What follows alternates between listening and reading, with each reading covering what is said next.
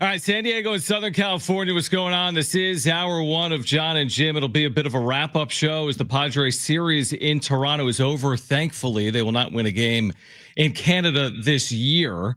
They are swept despite Gavin Sheets having a multi-homer game, and our long nightmare continues. 6 consecutive losses. It's gotten so bad that later on today, I'm going to eat a piece of chicken on air because this team didn't score yesterday. And I said if they didn't score yesterday, I would eat a piece of chicken on air. And I'm pissed off because I haven't had a piece of chicken in 11 years.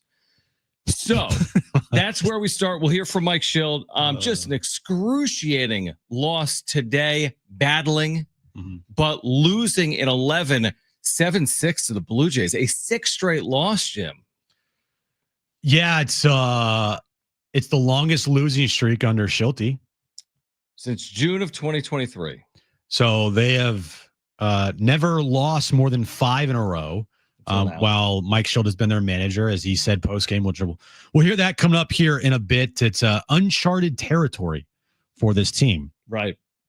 What I will agree with him, and again, you'll hear him coming up in a bit, is at least today was much better than the previous 5 games. I do believe in you're better off getting out of it playing like this than the way you were playing. That's kind of where I was going with it. But I'm not a big hey, we tried really hard and got closer guy. No. You know me too. You know? That's not my style. I am not a hey, it was a moral victory. Win. No way in hell will I ever be on the side of a moral victory. Right. But at least it didn't look anything comparable to the previous 5 games. Yeah, but you're facing, and you're right. And I know we're going to go in here. Yeah. But we said yesterday, and I agreed with you, you're like, they better beat up on this dude who's on the mound today for Toronto, who had allowed 14 home runs. And you thought that was going to happen in the major leagues. Gavin Sheets hits the early home run. But we can spin this like, hey, they scored 6 runs. Well, 2 of them came in extras. Well, they had 8 hits in 11 innings. They came through with men in scoring position, not until like the 9th or 10th inning. I mean, some of it was more of the same. Some of it is improvement. I'm with you. Jackson Merrill, a couple of hits here today. Gavin Sheets, how could you lose a game with 5 RBIs? The Gavin Sheets game. From Gavin Sheets. Wasted. But here is the issue, and I'm with you. I think they're closer today than they were yesterday. I mean, they lost by 14. But Fernando Tatis Jr. is a shell of himself. Manny Machado is a shell of himself. Tatis and Machado did absolutely nothing. And once again, you lose a game. How much of an indicator does that remain?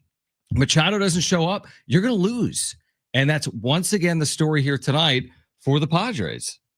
0 for 9 today, collectively? Those 2, yeah.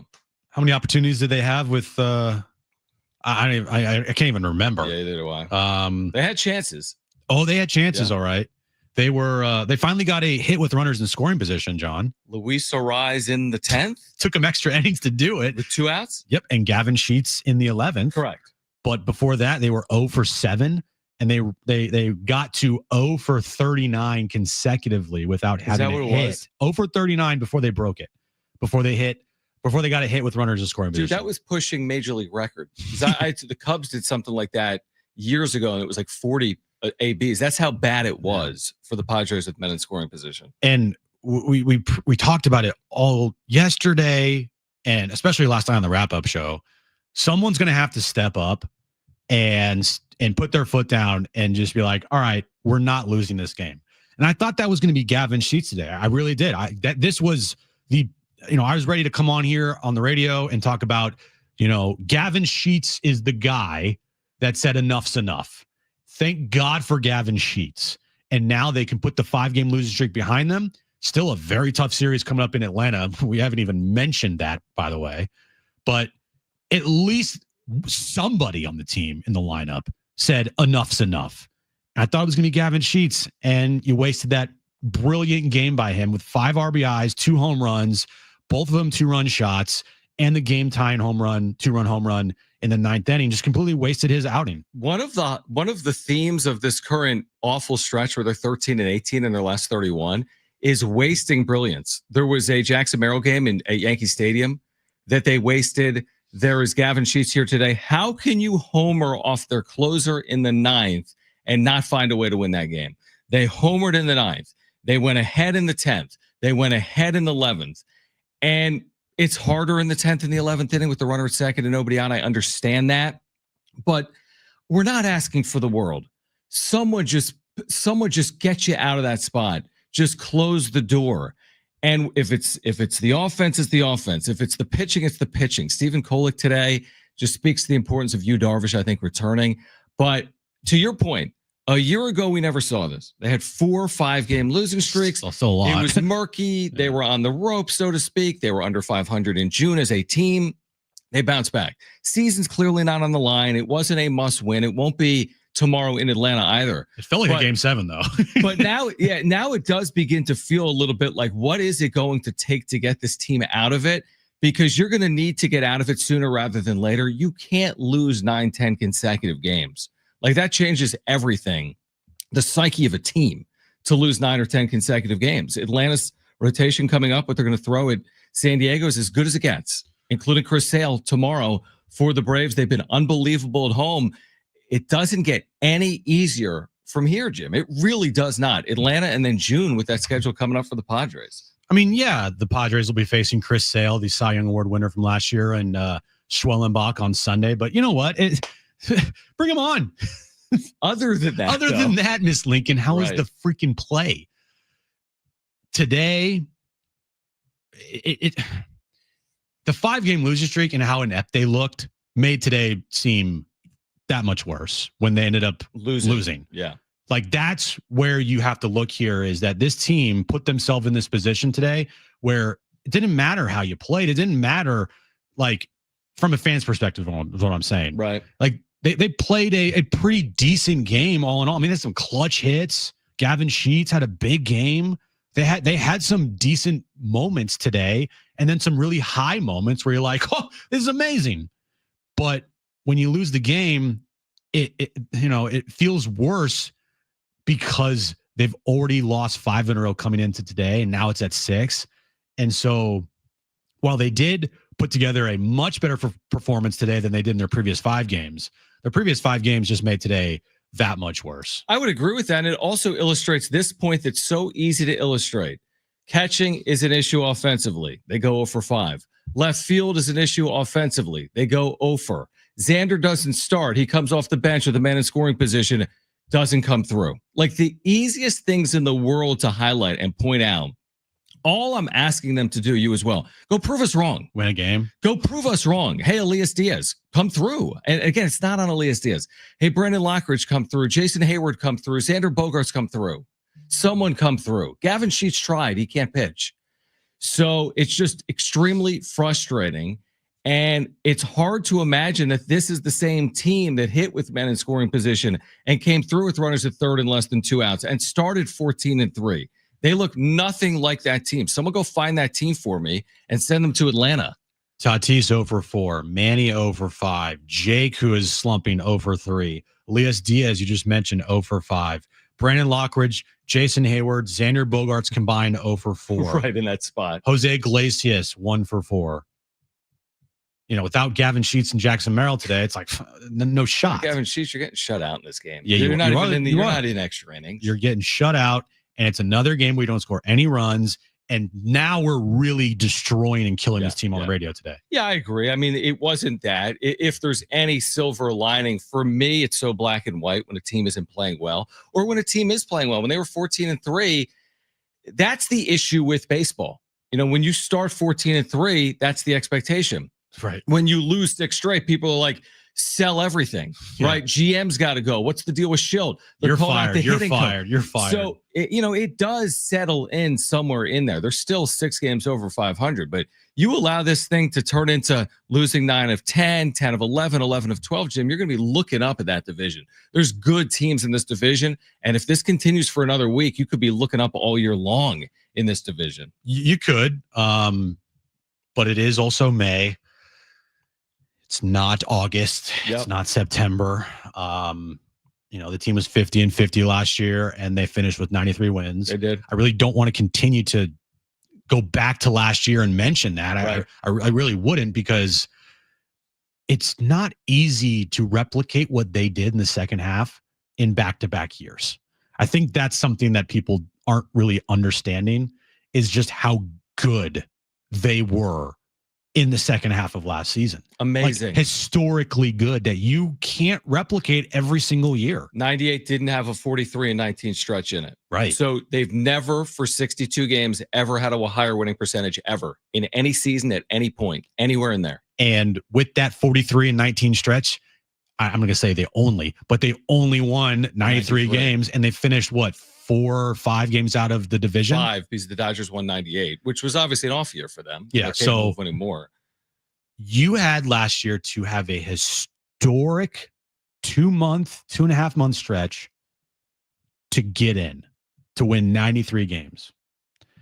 And this year, with their 14-3 mark, you're thinking to yourself, all right, they're not going to have that historic, or at least the pressure of the historic stretch again to get back to that mark. Like, they're going to play decent baseball, and they're going to have a nice gap throughout the rest of the season, and then they can get hot again and have another stretch where they win maybe 6 in a row, and you couple that with your 14-3 start, and you just play, a couple games over 500 the rest of the way, then you are sitting pretty.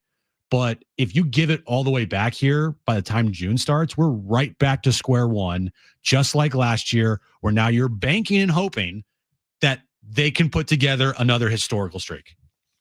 We're going to hear from Mike Schilt on the other side. Do not go anywhere. I'll also eat a piece of chicken, because I was the idiot that said if they get shut out yesterday facing whoever they were facing, who had been awful against the Padres lineup and shut them out, Kevin Gausman, I said I would eat a piece of chicken if that happened. So I will. I probably will. We also have SDFC tickets to give away. I'll be listening for that goal sounder when you hear it. Call 877-767-4760 for a chance to qualify to win a pair of tickets to see SDFC against Austin on May 31st. But we're going to hear on the other side from Mike Schilt. We're going to eat chicken. The Padres have lost 6 straight, their longest losing streak since 2023, that miserable year. Don't go anywhere. This is John and Jim, San Diego Sports 760, live on the iHeartRadio app.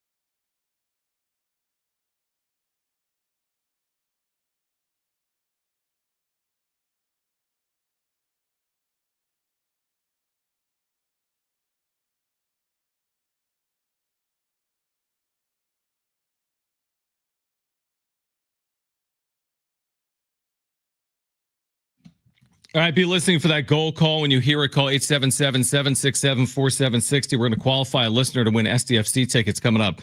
This hour, we'll announce the winner at 5:30. Padres have lost 6 straight. They fall to the Blue Jays in extras, 7-6. We'll hear from Mike Schild. I'll eat the chicken at some point this hour. But I do want to hear from Mike Schild because it's more pressing than the chicken. The reason I'm having chicken is because I said yesterday if they lose and they get shut out, I'm going to have a chicken strip. I have not eaten meat basically in 11 plus years. I did lose a bet at some point. I had a bite of In-N-Out with Rich Ornberger at one point, and it was really good. And me. You were there? I filmed you. I don't remember that. I probably blacked out. I don't know why you. I think I have it on our Instagram page. Do you? Yeah. At John and Jim. Follow us on Instagram. You were in the performance studio. I was filming you. I kind of remember. And you ate it, and you said, "This is the greatest thing I've ever ate in my life." Right, but then I didn't feel great afterwards because I hadn't eaten meat in a decade. Right. So I got Dave's Hot Chicken because if you're going to get chicken, you're going to get Dave's Hot Chicken. Oh, 100%. Because it's unbelievable. We love Dave's Hot Chicken. Even though I haven't eaten Dave's Hot Chicken, but I'm excited to try it. If I have to have chicken, I'm eating Dave's Hot Chicken. I mean, after what me and you have done the last 2 days to try to get this team out of its funk, maybe the final step is you eating meat. I truly put a Jackson Merrill trading card in salt last night because I was told by ChatGPT to do it. He did have 2 hits. He did. But maybe 2 singles. But the team still lost. What do you want me to do? Put the team in salt? Maybe. Just put the entire team. Just print out a picture of the team and put them in a bowl of salt. I might have to do I don't know why that would do anything, but we might have to do it. All right. Yeah. Mike Schild spoke to the media, a.k.a. Kevin Acee, after the Padres lost at 11. Their 6th straight loss. Schild starts by talking about today's defeat.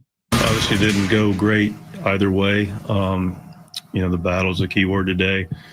Fought our tails off. Got a little back to playing our kind of game.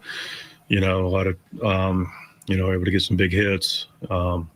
Louis Sheets late. Sheets big day, obviously. A big homer, big couple homers, 5 RBIs. Good at bats against a couple tough lefties from those guys. Cola gave us a chance. Yuki, Sean, Jason kept him right there. Extra innings, obviously, guys starts at second.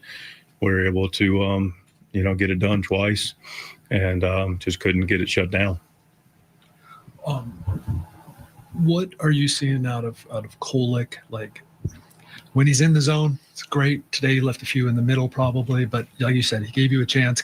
Battled the 6 innings. Battled through 6. Not an extra base hit, a couple self-inflicted walks. But, like you said, a couple balls over the plate, but he was around the plate all day, throwing strikes and, for the most part. And like I said, at 4, gave us a chance. Bullpen gave us a chance and, just couldn't quite bring it home. I don't want to like a loss is a loss. Yeah, that's right. But this is 6 straight. It is. And you haven't done that before. That's right. I guess it'd be different if you hadn't battled today. You're probably going to say that this is how you get out of it, is playing like this, having at bats like this. But like, how does this team, which was so good for 5 or 6, 7 weeks, get back to that? Yeah, uncharted territory. I mean, nobody really here's experienced that. And, I do believe I thought about the last couple, days. And then, of course, today I felt good about us winning the game. But, as you reflect back on where we're at, first of all, to your point, listen, today is exactly how you get out of it. That's just how this works. You play our game. And today, we played some good defense. Toddy, a good play,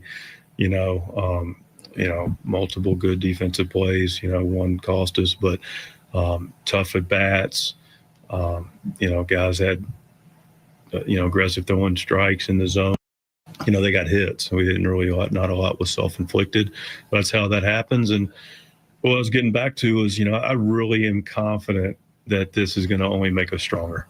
There is no question about that. It will make us stronger. It doesn't feel great right now. Very soon it'll be a distant memory as we continue to get back to playing on the good side of the left-hand side of the win column. And, listen, it's just going to make us stronger and it'll make us closer. I mean, I feel for both Schild and Kevin because, like, what are they going to say to each other. It was like a battle off. They both used the word battle multiple times. Like, who can say battle more? Battle. And we'll connect with Kevin tomorrow from Atlanta. But the one thing, and I get it, Schultz asked by the media questions before games and after games every day for like 200 straight days. You're not going to be perfect in what you say. Right. But when he's like, we really played some good defense today. Well, no, you actually, the reason you lost the game, as good as Sheets was, he committed an awful error, Jim, that cost them 2 runs early in the game. Now, to his credit, he had a ridiculous offensive game, tried to win it back, but Sheets commits an error that if a first baseman is able to glove, it's a double play, the inning's over, and 2 runs would score in the inning. So they're going through it everywhere. 4 errors yesterday, 6 in their last 4 games, 6-game losing streak. When it rains, it pours. Well, maybe because Gavin Sheets is not good defensively. But the problem is, and I'm with you, they're getting cute. They can't DH him every day. I know. And today they took Bogarts out of the lineup and they DH'd Luis Ariz. That's the thing. It's like when you don't have, and Ariz isn't a great defender either. He's better than Gavin Sheets, obviously. But because Sheets' bat is so valuable, you're like, get him in the lineup. I get it. But that means he's got to be in the field sometimes. And that hasn't worked out. He had a misplay in left the other day. He had a misplay at first today. It's putting a puzzle together improperly. That's the issue right now with the Padres. There's some good in there. There's some bad in there. And you can't put this 50-piece puzzle together. Gavin Sheets is like the perfect DH. Perfect. He is just put him in the DH spot. Do you agree he's got to play left, right? Who cares right now? Because Gavin? he can't. Yeah, he's got to play against lefties and righties. Who cares? I don't care. Because they haven't done that all year. Right. Just play the hot hand. He's obviously the hottest person on the team right now after his 5 RBI day and 2 home runs. I mean, when's the last time that happened? When's the last time a Padres star player, like one of their big names, had that type of game? 2 homers or more, 5 RBIs or more? Yeah, it's been a while. And when's the last time a Padre had 2 home runs or more, 5 RBIs or more in a loss? I don't know, but that's not easy to do. I don't even care about the 5 RBIs. When's the last time a Padres superstar player that's getting paid a lot of money just had a 2 home run game? Can someone look that up for us? And text us 70470. Start it with the word team. Like the only person I can think that might have done it is Tatis this year because he leads the team in home runs, but I don't think so. I don't think there's been no multi-home run game until today, I want to say. Definitely not Manny. No, you have to have 2 home runs in a season to have a multi-home run game. Right. Definitely not Xander. No on Jackson Merrill. I mean, Toddy last year against the Cubs, you're going way back to start their season. Yeah, the last thing you want to hear is a Padres manager after a long losing streak say the word battled. It is a PTSD word. It just brings you back. You're like, whoa, like you get hives and you break out when you hear the word battled by a manager of the Padres. And you know who's licking their chops right now? And it's not me about to eat this chicken because I haven't eaten meat in 10 years. Oh, I know. You know. The Atlanta Braves. Do you think they remember getting swept in a 4-game series 6 weeks ago? Probably. Big 3-game set coming up for the Padres in Atlanta. All right, I'll eat some chicken. I'll pay off this bet. We'll continue to react. We'd love to hear from you, by the way. Phone lines are open, 877-767-4760. Where do they go from here, other than Atlanta, Georgia? Plus, be listening for that goal sounder. We're giving away SDFC tickets today when you hear the sounder. Call 877-767-4760. It's John and Jim on San Diego Sports 760 and live on the iHeartRadio app. Go!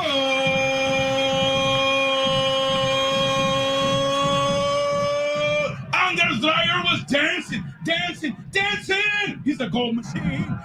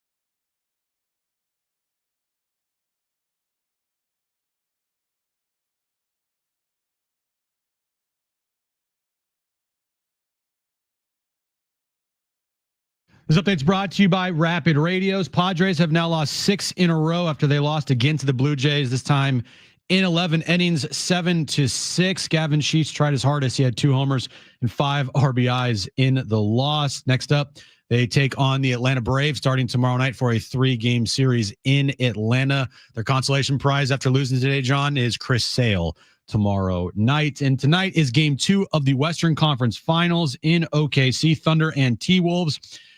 The Thunder lead the series 1-0. Tip-off is at 5:30 p.m.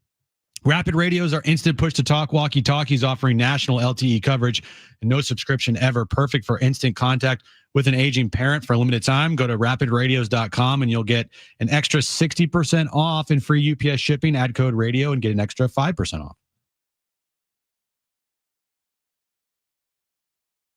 All right, you can hear us on the iHeartRadio app. Put us in your presets, both San Diego Sports 760 and John and Jim. Never miss an hour or an interview. We're reacting to a Padres heartbreaker in Toronto, a couple of late leads they couldn't hold. They have lost 6 consecutive games. They're heading for Atlanta, where, as Jim just said, Chris Sale will await. The Padres have not lost 6 straight, as we said about 30 minutes ago, since June of 2023. Remember, in 2023, at one point, they were somewhere around 15-plus games under 500 before they dug themselves out of that in September and finished the year 82-80. So I don't know what it's going to take. I really don't, because you would have thought it's easier against Seattle and Toronto. I mean, Toronto hadn't shut out anyone all year, and they shut out the Padres twice. They were under 500 heading into the series, Toronto, overall. I know. Now they're bad. 1 game over? 1 game over. Yeah. So you would like to think that Seattle at home and Toronto on the road present more opportunities than at Atlanta against a Braves team that's surging since their 0-7 start. But they're going to have to do it the hard way now, because it's not going to, like, I'm almost putting this a little bit like, I don't know if I can put it like this, Jim. Tell me if this is going too far. Must win. No, it's reminding me of the Philadelphia series last June, where you feel like at some point you need to get out of a funk. Now, that was a little later, and they were worse off. They were under 500. It was the middle of June. They lost the first 2 games in Philadelphia. They beat Ranger Suarez, and that kind of propelled their season. But I just feel like at some point in Atlanta, you can't just go quietly all 3 games in Atlanta, can you? I think you have to win. Don't say that, because they might be like, here, John, hold my beer. Of course we can. Well, I mean, listen, we're going to talk about this for 4 hours. So if there's one thing we know, we can jinx the Padres. We've jinxed the hell out of them. In fact, JD's third, who was with us last night on the wrap-up show, has repeated what he said last night. He said, my idea was withhold food and drink from the team until they win. Yeah, just starve them. I don't know if you can do that.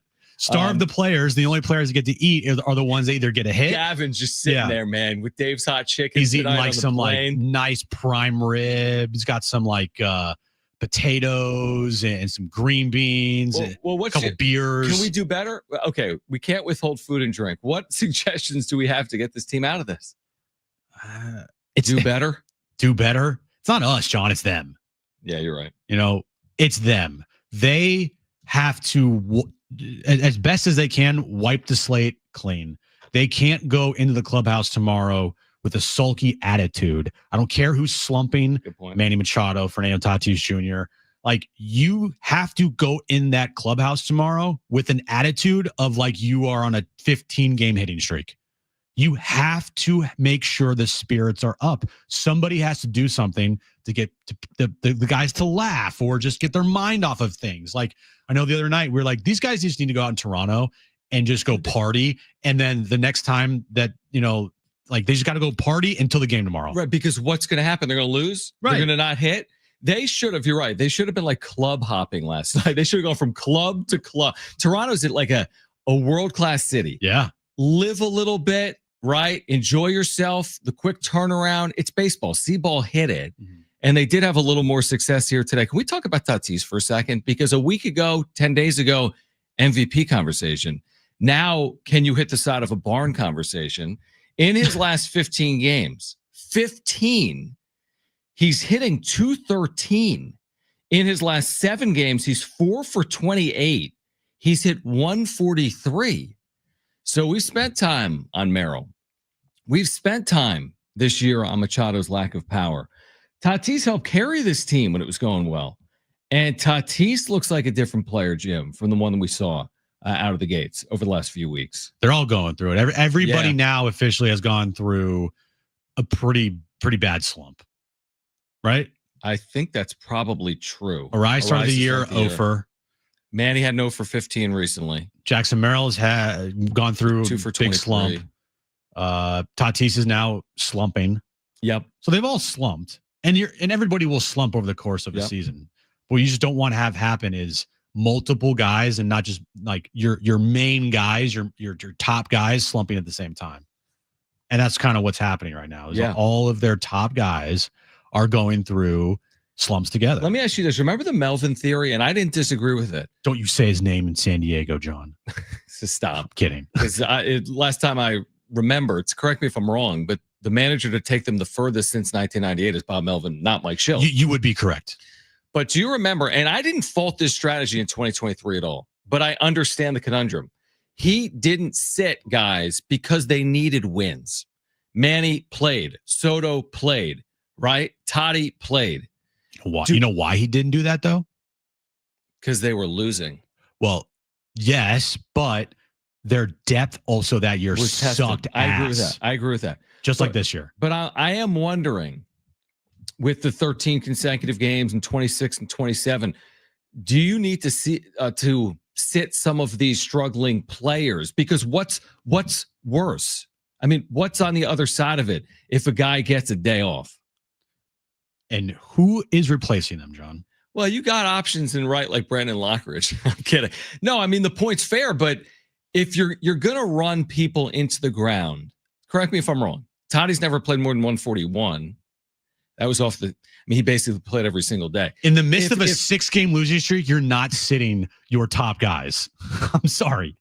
You can do it on a 6-game winning streak. It's fair. Like tomorrow, you could be like, oh, you know what? We just won 6 in a row. Toddy gets a day off. I'm blaming 619, who says Tatis needs to take a few days off. But I'm watching this play out. It feels like the whole team needs a few days off. Well, that's a problem because on the schedule, they play in Atlanta and they don't have a day off here until next Thursday. Right. And then after that, they play a crazy stretch where they don't have an off day for like 3.5 weeks. So you're going to have to, what do they say? Like you're going to have to hit your way out of it. You're going to have to shoot your way out of it. Yeah. Just shoot or shoot. Right. You know, just you got to hit your way out of this one. And today was better. But as you said, when you actually look at the box score and you break down the game, it really wasn't like Toddy had a 2-run homer and then Manny had an RBI double and then Jackson Merrill had 2 RBIs and Luis Ariz had an RBI. Like, no, everything came from Gavin Sheets up until like the extra innings with Luis Ariz. I mean, you made Bowden Francis look better than he's been. Bowden Francis sucks. Yeah. And he, like, for his standards today, shoved. Yeah, that's what I'm saying. Like, you needed to capitalize against their starter, and when you didn't, and we look up and say, oh, offense came to life. They scored 6 runs. But to your point, 2 of them in extras. Oh, offense came to life, 8 hits. They played 11 innings. Oh, offense came to life. They faced one of the worst starting pitchers in baseball this year. Oh, offense came to life. If Gavin Sheets was sick today and wasn't in the lineup, they're getting shut out. Right.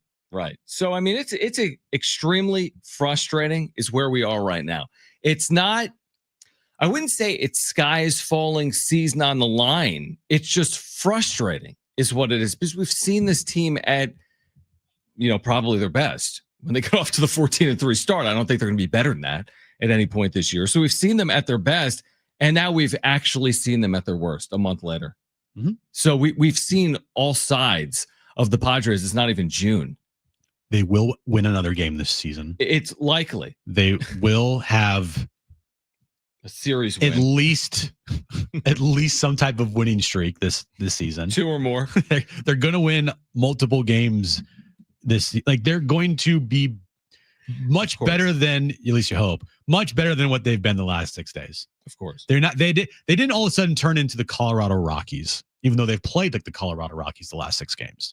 So from what Schilt says, that I agree with him. They are going to, there's going to be better days ahead. But when you give away, like when you're on the verge of giving away your hot start, you're just putting yourself behind the 8 ball.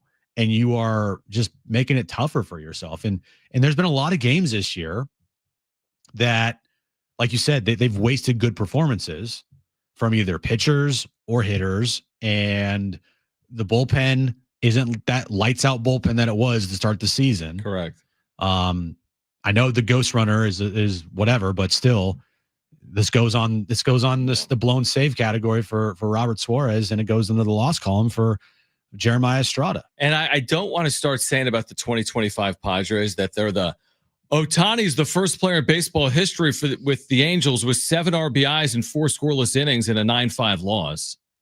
But like Gavin Sheets, a 5 RBI multi-homer game. And Jackson Merrill's had some of these huge games that they haven't won. Like, I don't want to be talking about huge games that they're losing. You have to win those games because the Padres aren't going to have a lot of multi-home run games this year. When you get them, you better win them. You're going to have like 3 of them all year long. All right, I'm going to eat chicken on the other side. I haven't had chicken. Oh, this is going to be a fun one. I haven't had chicken, but the Padres were shut out yesterday. I'm a man of my word. I said if they get shut out yesterday, I'll eat chicken. I don't know why I said it, but I was that confident they weren't getting shut out yesterday. Little did I know that they have now lost 6 consecutive games. We'll do that on the other side. We're giving away SDFC tickets. Be listening for that goal sounder when you hear it.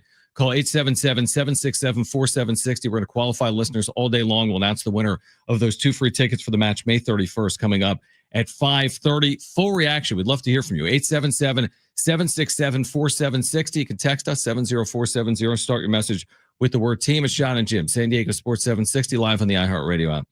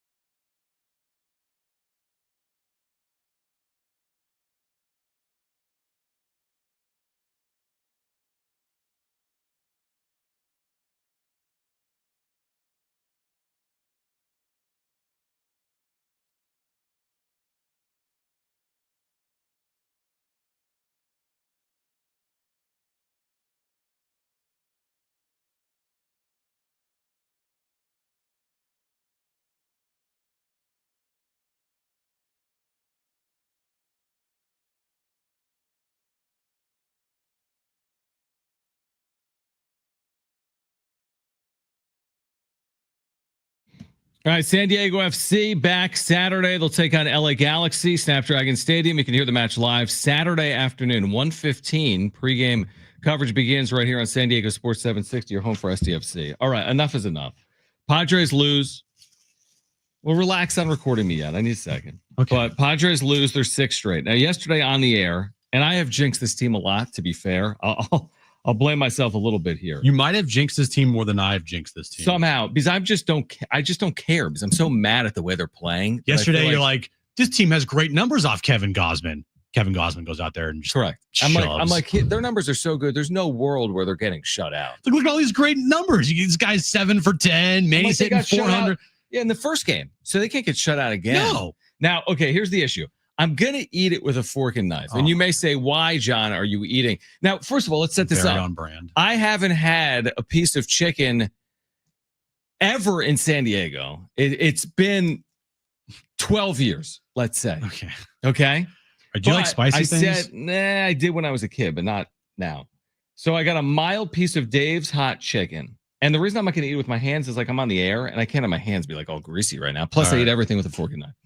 So you can't really see it on the YouTube, but here it is. There it is. Ooh, it comes on a piece of toast. Look at that. It comes on toast. I'm not really going to eat the toast. Okay. Maybe I will. But I'm going to eat it. It's like a historic moment right now. Historic moment. This is like man walking on the moon.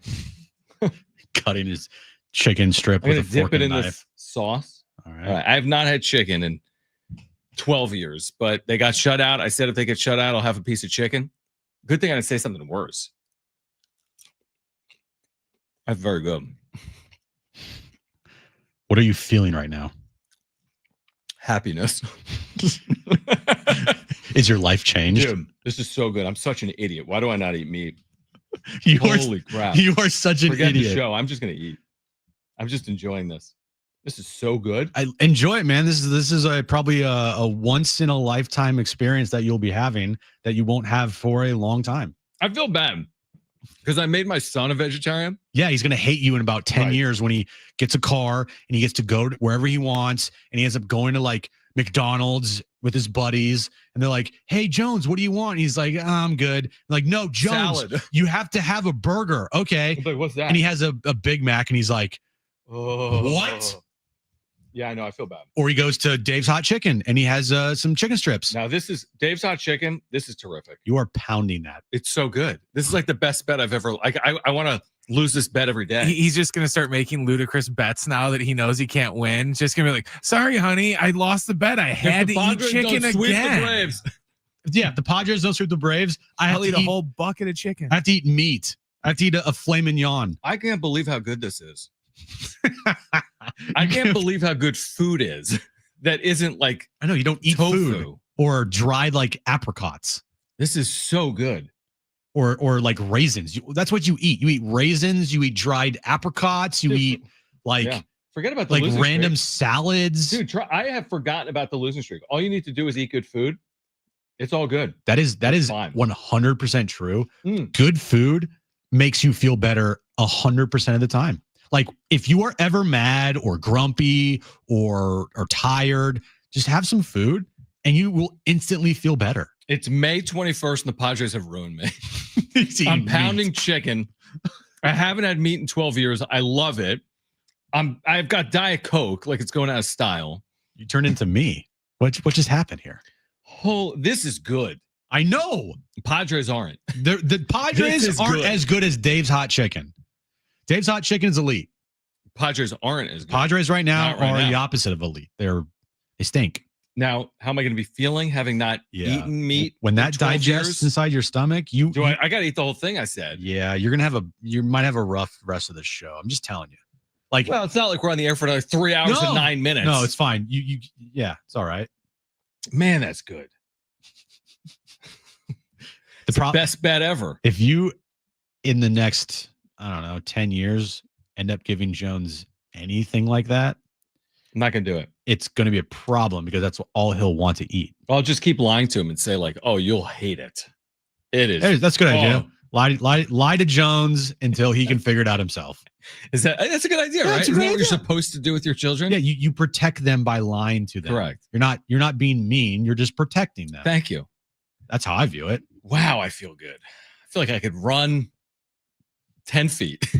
Well, you said I may that have to. 2:52 p.m. on a Mhm. Thursday. You feel great. We'll save that, and then at 3:52, we'll ask you how you're feeling. Yeah. I don't think you'll still be feeling great, to be honest with you. 619 says, "Hey John, at least you're a man of your word, unlike Jim when he said he was going to eat a shoe and he didn't." Did I say that? Now again, you go harder, you go further with some of your statements. That's why I didn't say like I'll run a marathon. That's why I've just shut up and not said anything like that, because it's always going to just end up being bad for you. And you don't want to do something where you're like, oh, if the Padres lose Right. tomorrow, I won't have a soda. You're like, huh? Right. Like I it's- won't eat or drink until they win again, and then you like die. Yeah, and then you're dead. Yeah. But remember the whole shoe thing, you weren't wrong because Manny hit the home run the following game, not the game you said. And everyone's just like, oh, you lost the bet. It's like, no, yeah, maybe. because you made I don't remember what day it was exactly, but it's like you made the bet for a Friday. He hit the home run on a Saturday, and people still tried to say that counted. I remember that. Same thing with like my Twitter. I was like, I'll delete my Twitter if Manny hits a walk-off here or something along those lines. And he hit a walk-off home run like the next night. This is hilarious, the chat. By next week, John will be in line at Taco Bell. For sure. Steven, John is him. I'm just having a piece of chicken. Like, I'm not Tyrese Halliburton. You know what I mean? Yeah. No. I didn't like come through in the most clutch situation in American history. All of a sudden, John gains like 25 pounds. I'm just gonna. I don't even care. Not muscle, but just like 25 pounds of Here's pure the thing. fat. In season now, in Padres season, I just say, who cares? Right? Let's just who cares? forget about the FCC let's just. No, actually, don't forget about the FCC. Well, we have the dump button. So somebody, I got to bring this up. Yeah, because this is funny.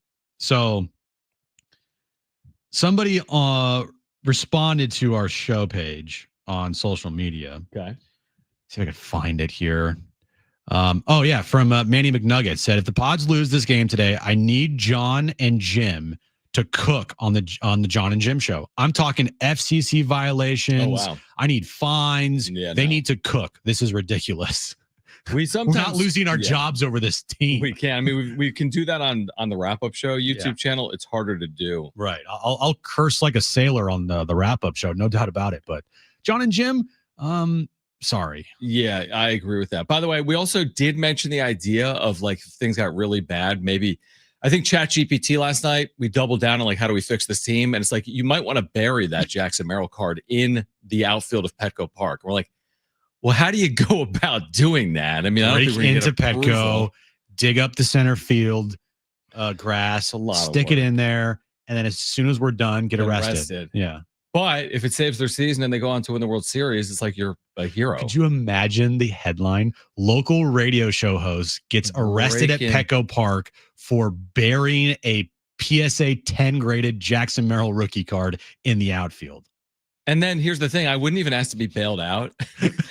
Keep me in jail so I don't have to watch this team anymore. Right. Or we bring the equipment with us. And then like, has anyone ever done a sports talk show from jail?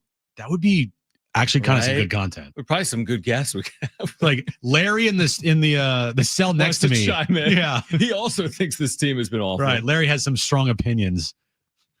All right, we're going to continue to react. The Padres have lost 6 straight. I'm going to keep eating chicken. There's more chicken over here. You bought us all chicken. No. I know. I bought everyone chicken. Yeah. Brent's got chicken. Jim's got chicken. I have chicken. I should have gotten chicken from Marshall. Everyone's getting chicken. Padres have lost 6 straight. We're going to continue to react. If you missed Mike Schilt earlier, we'll bring it back for you at some point. Coming up in the 3 o'clock hour as well, we have SDFC tickets to give away. When you hear that goal call on the radio, call 877-767-4760. We're going to qualify listeners all day long. We'll announce the winner of those tickets for May 31st. 2 free tickets coming up at 5:30. But hour 2, don't go anywhere. Full reaction. Padres swept in Toronto, on their way for Atlanta. It's John and Jim, San Diego Sports 760, and live on the iHeartRadio app.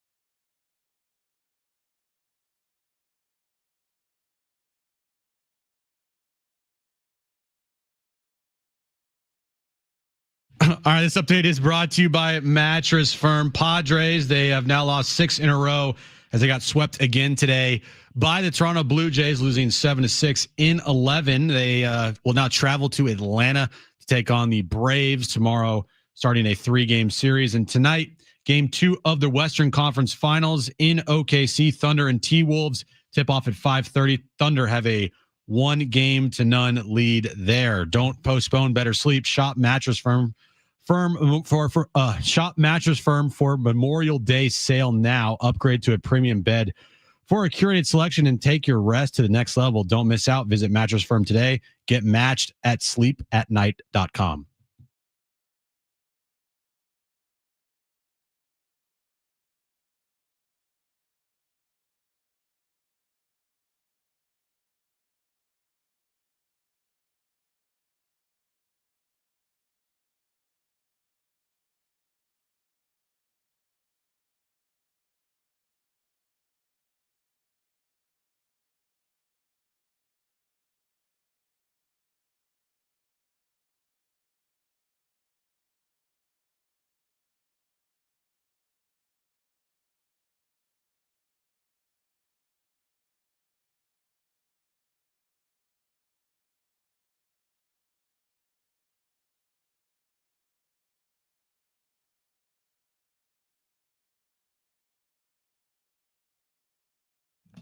All right, San Diego and Southern California, what's going on? Hour 2, John and Jim. We'll continue to qualify listeners for a chance to win SDFC tickets May 31st. When you hear a goal call on the radio, you're going to call 877-767-4760 for a chance to qualify to win. We'll announce the winner at 5:30. We're continuing to react to the Padres getting swept in Toronto. They have lost 6 straight. I've paid off the bet. I said I would eat chicken for the first time in 10 years. If they were shut out yesterday, they were shut out. I ate the entire piece of Dave's hot chicken. It was unbelievable. I was pounding that thing at the break. I'm kind of scared for you. I am scared for myself. You feel amazing now. I feel incredible. Give it about 30 minutes. Well, you might be doing the last 2.5. And I wouldn't be chasing down that chicken strip that you just ate for the first time with Diet Coke. And he's completely Don't tell me how to have a good time. Completely ignoring me. Just there we go. That's the Diet Coke right there. This has been such a enjoyable 15 minutes, despite the fact that my stomach hurts. Terrible week for the Padres. Yeah, as long as you're happy, though, that's all that matters. I feel good right now. This is a classic example. This goes back to what we said yesterday. Like maybe the Padres, after losing all these games, like go out, live a little. Yeah, it might not be the best thing in the world. Like there's better things to do with your time. Maybe you should watch film. Maybe you should rest up. Maybe you should get off your feet. Or maybe you should just throw caution to the wind and live your life. Also, from the vegan. We have mentioned this before on the show. I don't know if you know this, Sean, that the Padres are human beings. The players on the team, they're human beings, right? Right. And Jesse on the broadcast today on TV said that they will not be landing in Atlanta until 5 a.m. Why? Because they're in Toronto and they have to go through customs and then they have to fly to Atlanta. They're in a 12-hour custom route. Well, that's what he said. There is no way.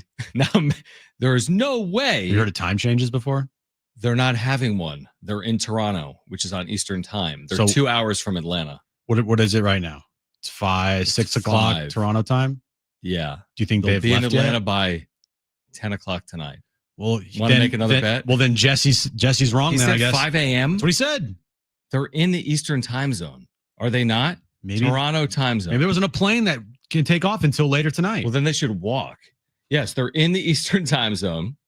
How long is a flight? How long is a flight from Toronto to Atlanta? If they can't get there until 5 a.m., then someone in Major League Baseball needs to explain why the Padres can't get there until 5 a.m. It's a 2-hour flight. Okay. Do you feel like you misheard that, or did he actually say that? Maybe I misheard it. I think he might have said they're going to get there 5 p.m. for dinner. I heard a 5 a.m. on the broadcast. Can someone fact check that and call us or text us? I'm now contemplating going back and listening to it. Please do that. I'm like 99% sure Jesse mentioned that they will not get into Atlanta until 5 a.m. for some reason. Well, maybe they're taking horseback. Maybe because that would be probably quicker. Yeah, or maybe they are walking because Schulte in the clubhouse was like, if you guys don't win today, you're walking. Right. That's the new formula to get this team off the schneid. So if you missed it earlier, the Padres actually, to Jim's earliest point, showed signs of life. They scored first. They overcame a deficit in the 9th inning to tie it. They led in the 10th and 11th innings, only to lose. So they showed signs of life. They picked themselves up off the mat, but some of it, Jim, is almost more demoralizing. Losing 14-0 is like you just lost. It's so easy to move on. Losing in which they lost today, the manner in which they lost today, super demoralizing. Like that plane ride isn't going to be overly enjoyable considering the way they lost here today. No, it's going to be an awful plane ride. Everyone's going to be pissed off. Or maybe they're not. Maybe they are just wiping the slate clean and moving on because guess what, John? It's baseball. It is baseball. And there's a game the next day, and you can go out tomorrow and you can win 5-1, and then the 6-game losing streak is firmly behind you. Or you could lose 5-1, and then you have lost 7 in a row, and then it just feels like it's snowballing to the point where when is this going to ever end? Who do you think? Remember a year ago, we'd be like, Profar was a little bit of that glue, adversity, grit player, came through in the clutch. They've had some players on this team come through in the clutch. Certainly Jackson Merrill in his Gavin Sheets today short career came through in the clutch. But who do you think they're turning to? Not necessarily at the plate, but from a team perspective. Without Jerks and Profar, Merrill's still a young player. I mean, are you turning to Manny? Manny's the guy that said this isn't high school baseball to Kevin 2 years ago. Toddy's still a 26-year-old. I mean, you turn to Xander. Xander's hitting 230. So, like, when the going gets tough, who's bringing this group together? Obviously, Mike Schilt, but I mean, that goes without saying. They could lose 30 straight. Mike Schilt would tell you about their lineup and how it's Hall of Fame caliber. So, like, who's the guy to when it gets tough to point him back in the right direction? Is that a fair question? Very fair. Is it Joe Musgrove? Well, he's not active.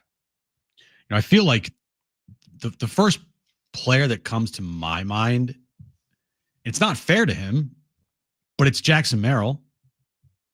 To rely on a second-year guy with a team full of veterans to be like that guy. When Jackson Merrill's the first person I think about to be that guy that you just talked about, what does that say about the other guys on this team, like Manny Machado and Xander Bogaerts? Xander Bogaerts can't do that because he's not good. Right. Like, you got to be good, I feel like. And that's my problem with, like, Musgrove is a leader. He is a born leader. But when you're not on the active roster, it's different. It's completely different. Yu Darvish has been in the big leagues a long time, but he's also, not active. And I mean, I don't think they're turning to him. He's not even with them. No. So, where are you looking when things get tough? I think is a fair question. And I mean, if they're only looking towards their manager, I mean, their manager proved a year ago he could get him out of it with the losing streaks, the 4 or 5 game losing streak. So, I mean, he'll continue to be confident. I know that. I just wonder, what happens on the other side of playing like this from a team perspective? They just figure it out. It's just inevitability. They don't have a choice. They really don't. That's where they were last year. They didn't have a choice and they figured it out. Right. It can be done. And they're still 6 games over 500. They're not 6 games under 500. It'd be much worse if they were 6 games under. Right. But they're not, because they're hot start. They do have they have that wiggle room where you can withstand a 6-game losing streak and not be dead in the water it feels like you're dead in the water. 6-game losing streak in May isn't going to kill you. It's not. It is the most frustrating thing on the planet. Especially the way they play. It's not like they've lost games six times in a row like today.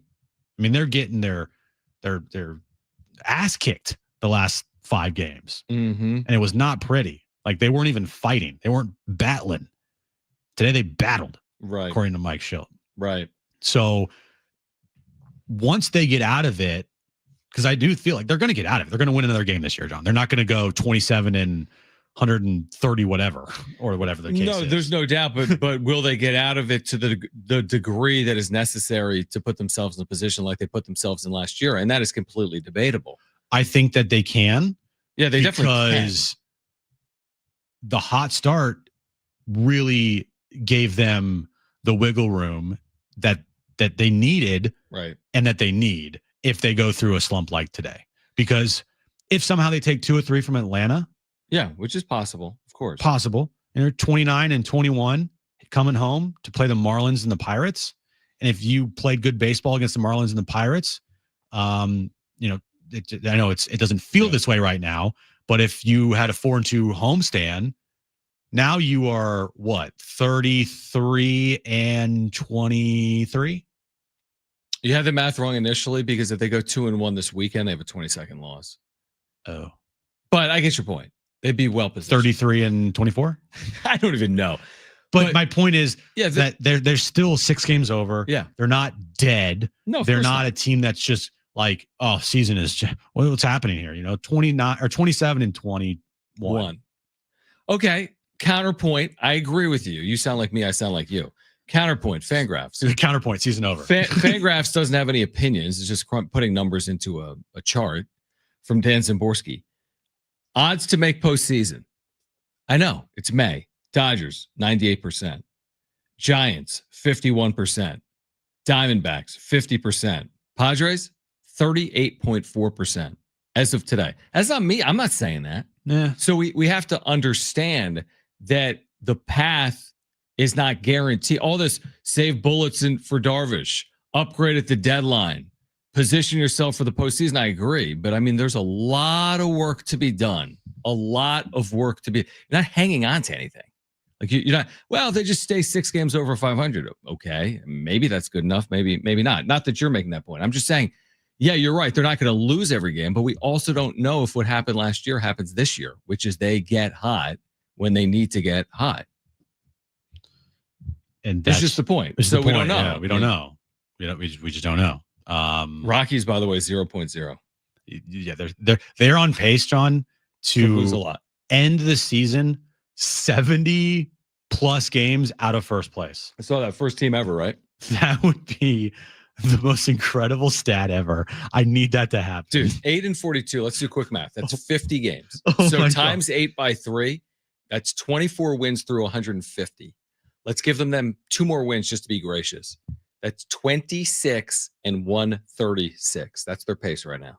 26 and 136. So what you're saying is Padres already have 27 wins. Their season might be over. If the Padres don't win another game, they may finish a game ahead of the Rockies. That would be crazy. That's all I want. Although that would be a bad story. It'd be a really bad story. Team loses 130 in a row. Doesn't even get the top pick in the draft. No, because the Rockies are worse. All right, we're going to continue to react. We do want to hear from you. 70470. Start your message with the word team. People are asking for Schilt post-game sound off the text line. Maybe you missed it. We'll bring it back to you on the other side. Plus, we're giving away SDFC tickets. Be listening for that goal call. When you hear goal, call 877-767-4760. You can qualify to win 2 free tickets for an upcoming match, May 31st. Well, that's the winner at 5:30. Padres have lost 6 straight. John and Jim, San Diego Sports 760 and live on the iHeartRadio app.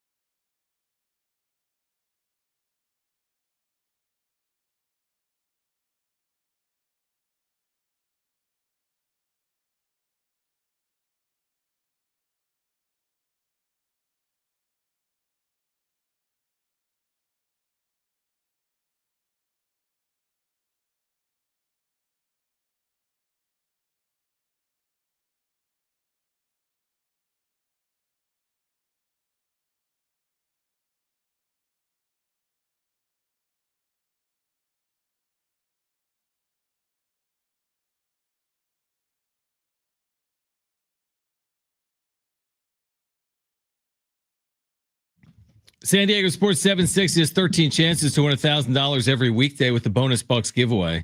That's every hour, 6 a.m. through 6 p.m. Listen for the keyword entered at sportssd.com. Be listening for that goal call. When you hear it, call 877-767-4760 for a chance to qualify to win SDFC tickets. Coming up May 31st, Snapdragon Stadium. We'll announce the winner of those tickets at 5:30. We'll qualify someone every hour. There is good news for Padres fans. Jim will be leaving for Hawaii, which means the Padres will immediately turn their season back around. Last year, he went to Europe and they went like 12-0 to the point where we were like, do not return to the mainland, dude. Stay off American soil. Stay in Switzerland. Every morning when I woke up in Europe last year, won. It was like Jackson Merrill 3-run homer in the 9th inning to tie the game. Like, I'm like, what? Yeah. Every game Jackson Merrill, it feels like last year when I was in Europe, hit some huge home run in August. He carried that team. Well, maybe he'll do it when you're in Hawaii. Weren't they playing the Pirates last year when I was in Europe last year? I think that's right. They play the Pirates again. Yeah. Did they also play the Marlins when I was? I think that's right. Let's just say it. That's right. Sounds right to me. Right. But guys, starting Saturday night, don't worry. This team will go on a winning streak starting Saturday night. Oh, absolutely. Tomorrow night, I really don't know. But what I can guarantee is starting on Saturday when I, get to Hawaii, this team will play much better. Just much better. And again, if that does happen, you're going to have to deal with the punishment of staying in Hawaii. Oh, no. You're just going to have to stay there. Oh, man. You and Aaron. Shoot. All right. 877-767-4760. We'll hear from Mike Schild again coming up. But we do want to get to the phones if you want to weigh in. Padres have lost 6 straight for the first time since 2023. 877-767-4760. Let's go to Dave on line 1. Dave, you're back with us here on John and Jim. Well, thanks again, guys. And it's a shame that what's happening is happening with the ball club. But, John, I think you pointed out last night on the wrap-up show, I think one of the troubling things here is that great start that they've manufactured is seemingly now going up in smoke for many reasons. And, we've discussed them all ad nauseum, but I think that the big thing that concerns me, and I think probably a lot of others, is that this team is so depth-ridden and that you can't really give days off to a lot of these guys that need them, especially the older players, because you just don't have. There's such a drop-off in noticeable talent there. So I don't know where they go from here, but I can certainly see them not doing very well in Atlanta either, because Atlanta's on a bit of a heater right now as well. And so you're going to come back here, a 1-5 road trip. You basically evaporated a lot of that good that happened. And this is a tough spot to be in because they look tired to me. I don't know how you guys think about that. They look tired. Appreciate you, Dave. They just, I don't know if it's tired, Jim, or they just look bad. I mean, the 5 games, they looked awful, like historically bad. Today, they didn't look awful. They didn't look tired, but I don't know. Teams that lose don't look good. And they've been losing a lot, so they haven't looked good. It's a baseball season. There's going to be times when you are tired. The grind is unlike any other sport. It just is. When I was with the team and covered the team every single day, and I was at the ballpark for 81 games, dude, I was exhausted when the season was over, and I didn't play at all. Imagine what these guys are feeling. So, yeah, the grind of a baseball season is difficult. But that's why they're professionals, and they know what they signed up for. They know what they're playing for. This is nothing new to guys like Manny and Xander and the pitching staff, and Jackson Merrill. Now he went through it last year. Tatis, like, this is nothing new to them. Same thing they're dealing with. The Blue Jays deal with, and the Braves deal with. Every team deals with this. Yeah, I mean, it is. You're right. I mean, the sport requires a little bit. It's a unique sport. They're not playing it weekly. They are playing it daily, and it's hard to be at your best every day. We understand that. That's why really good records are like 162. They lose 62 times. Really good team. I mean, historically good teams could lose 60 plus times. So it's part of it. Guess what? Teams have lost 6 before and been good. Teams have started 14-3 before, maybe not be as good as that. So I think ultimately they're going to settle in to be a team between the one we saw early and the team we're seeing now. And they're going to find their footing and find their way through this and get to where they need to get. That's what I believe, like what you said earlier. But I also think it's going to require more than maybe I thought when they started 14-3. Like I thought maybe not cakewalk, but they could just navigate it because they started so fast. But now I don't know if I really feel that way based on what I've seen play out over really not the last 6 days, but over the last month plus. What was it? If they, after the 14-3 start, if they just played 500 ball the rest of the way, there was like 88 wins or something like that? 88 and 74 would be 14 over. Okay. So let's say 85. 87 and 75 would have been 12 over. They could have played one over to win 87 games. And that they haven't done that. Might not do it this year in the Right, National League. Right. Exactly. Look at St. Louis. Jeff Passan's writing articles about them. Best defensive team ever. Schulte would be proud. Fun to watch, right? Yeah, no, I don't know. I'm with you. I don't know if 87 wins will do it or not. It's just tough because, like you mentioned, when you start out so hot, that kind of feels like where all the fans are looking at is the standard of this team. When it's in reality, like that's not going to happen for the entire year.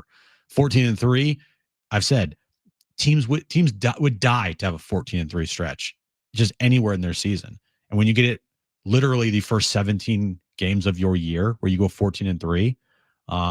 Then the season sets in, then the ups and downs of baseball happen, the roller coaster happens, and you gotta, fight out of these slumps and make sure that the start that you had, you don't give it away, and that you continue to build on that, even if it's you have a month where you're only a game over 500. At least that's better than being a month where you're 6 games under 500. Yeah, I mean, you're right. And I kind of wonder, like the month of May has been shot to some extent, right? Like this isn't going to be a month, I wouldn't imagine, where they're going to be over 500. They've lost 6 straight this month. I don't know what their record is this month, but it's going to be hard for them, I would guess, to be over 500 this month. Let's look at their record for this month.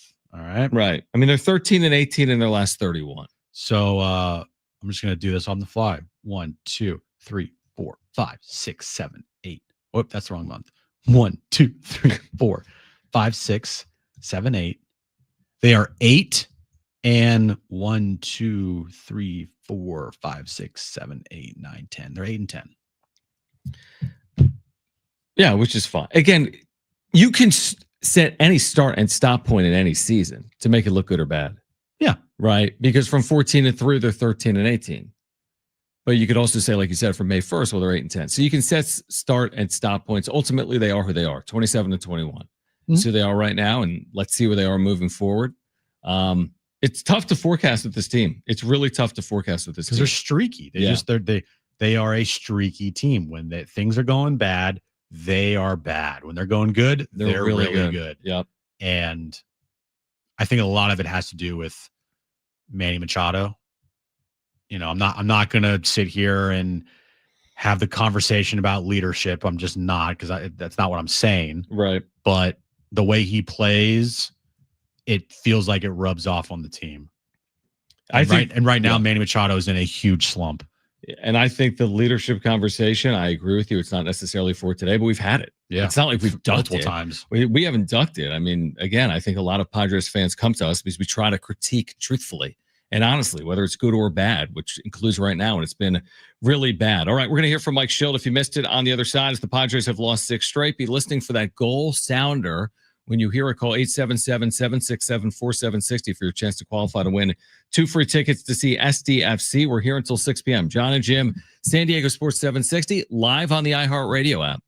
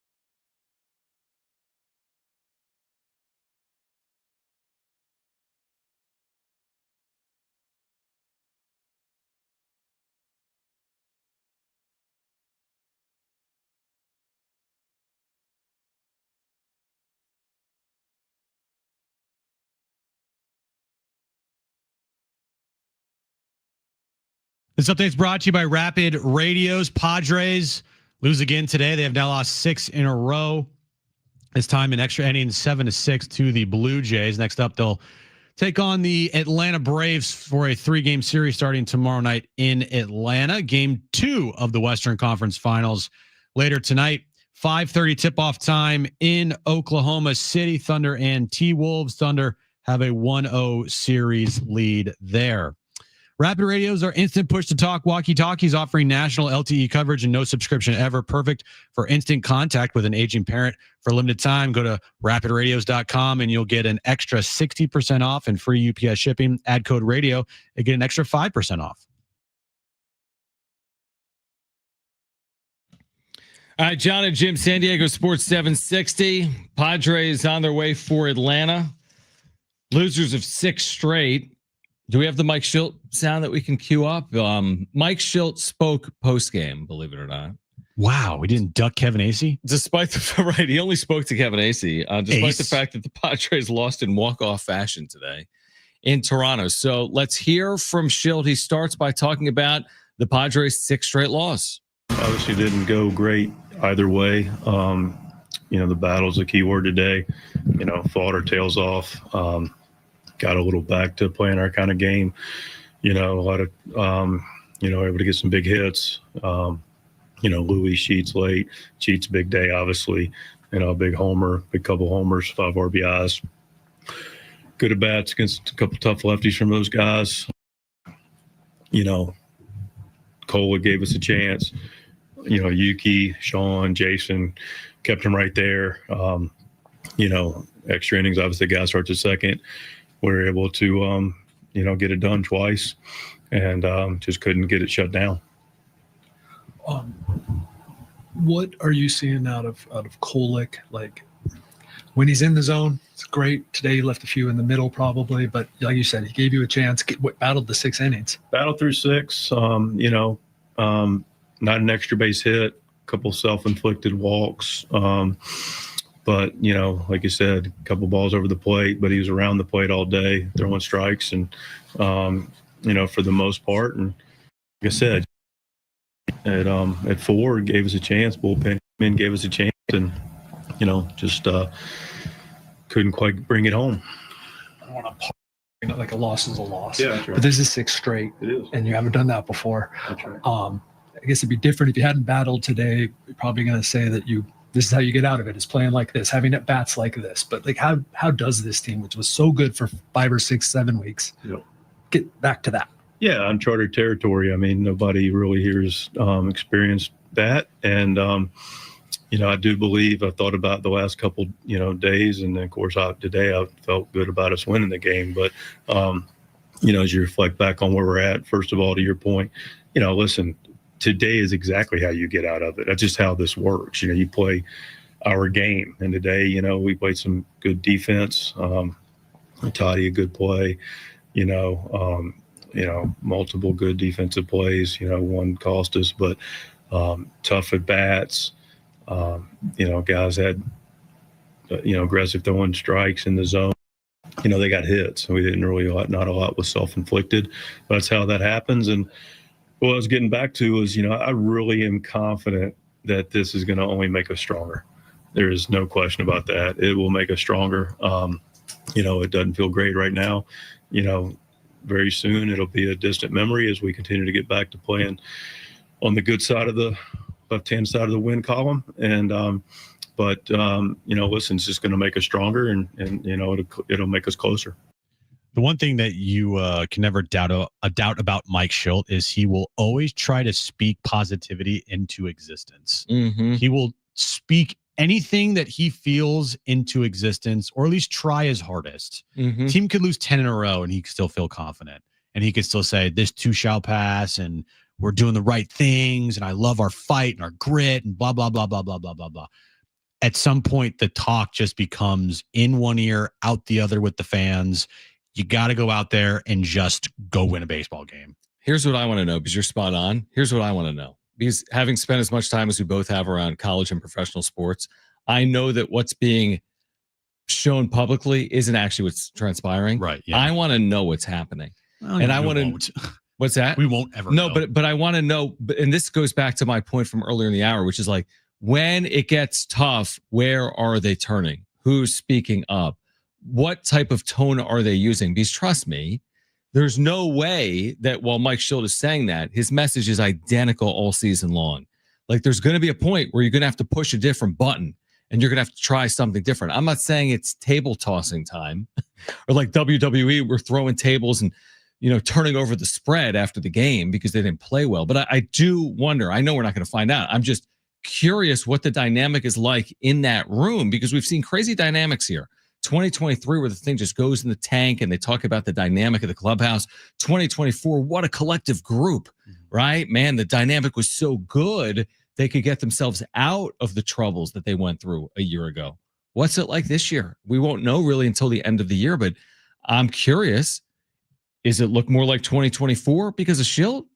Does it look like 2023 because they don't have Profar? I just want to know what it looks like on the inside. Like you said, we're not going to know, but I know my point is on the inside, it doesn't look like what he is saying publicly. Nothing does. Mike Schilt always puts up a front of this. Everything's great. But sometimes it is great. Sometimes it is, You know? Sometimes it's not. Right now, it's not. Right. As soon as you saw today, that this is going to sound stupid, but they wore the brown tops today. That to me signaled we're trying something new. I agree. And I texted you. I'm like, brown tops. Brown tops. Win by 50. Exactly. Just kidding. I'm sure they've done things in that dugout that are different. I'm sure they've done things in the clubhouse that are different. I'm sure this is not something that they're just like not thinking about. Right. They're all thinking about this. They all know what's happening. They all know they've lost 6 in a row. They all know they've played like I almost cursed. They've played like really bad baseball over the last 6 games. Like they all know that. Mm-hmm. So they're I don't think that they're not trying new things. It's just not working for them. And it's going to have to take some. And today I thought it was going to be Gavin Sheets, but they got to make it stick. Like today was the perfect game that you could, if you made it stick, we would today be talking about Gavin Sheets is the guy that stepped up and said enough is enough. Mm-hmm. You would have loved it to be Manny or Toddy or Xander, but Xander was in the lineup today, and Manny and Toddy went over. So they're just going to have to grind their way through this. It's like the most cliche crap you could possibly say about a baseball season, one game at a time, right. Grind it out. It's baseball. What other cliche you want to throw out there to get out of any slump? And that's what they're going to have to do. And it's not fun to think that way, right? Because you are in a mindset of, well, this team's never going to win a baseball game ever again. But the fact of the matter is, they will. They're going to have they're going to win series again. They're going to win multiple games in a row again. Like it will happen. It just when you go through a 6-game losing streak, it feels maybe worse than it is, even though this is like really bad. And they have in these 6 games found some incredible ways to lose, like the historically bad 5 games heading into today. I mean, it was historically bad. We didn't even touch on that today. They did something over a 5-game losing streak that's only been done once, and it was by the expansion Padres, their first 5 losses. I mean, that's how poorly they had played. And then you get the high of Gavin Sheets' homer today in the 9th inning off the Blue Jays closer, and then taking leads in both the 10th and 11th innings only to lose. That's as demoralizing as it gets in a regular season. It's hard to lose a game more painfully than the way they lost this game here today. But you're right. I mean, what other option do they have other than to turn their attention out to Atlanta and to turn their attention to ending this losing streak? And I'm curious to see where it goes from here. I'm watching Fernando Tatis Jr. I'm watching Manny Machado. I'm seeing Jackson Merrill. And I'm asking for more, because they're not, it's as simple, but it's as hard as that. I mean, Tatis is really going through it right now. We gave you the numbers. Machado's really going through it right now. Merrill is in like the first prolonged slump of his career. I know he had 2 singles today, but until they change the way they're playing, it's going to be more of the same, unfortunately. Well, we mentioned about the loss of Jurickson Profar of this team. It's not just what he did on the field, which was huge and the most important thing, right? Although what Jurickson Profar brought to the table last year, but it was the intangibles. It was the grit. It was the smile that he brought every single day. He just made everybody else just have more fun just because he was there. The team's not having fun right now. Where's that guy that's like the clubhouse clown? Where's the guy that's making everybody laugh? Good point. I don't know who that is on this team. Last year, it was easily Jerks and Profar. You go right to Profar, and it was more impactful because he actually was put up an all-star season, and he was a leader, and so people looked to him. And when the vibes were down, easy to go to one guy to get those vibes back up. And that was Jerks and Profar. Vibes are down right now. Who are you going to get those vibes back up? I don't know. Yeah, it's a really good point. I'm going to try to, I don't know if Kevin's post-game article has been posted yet. I want to see quotes from inside the clubhouse other than from Mike Schild. And when we see those, we will bring those to you.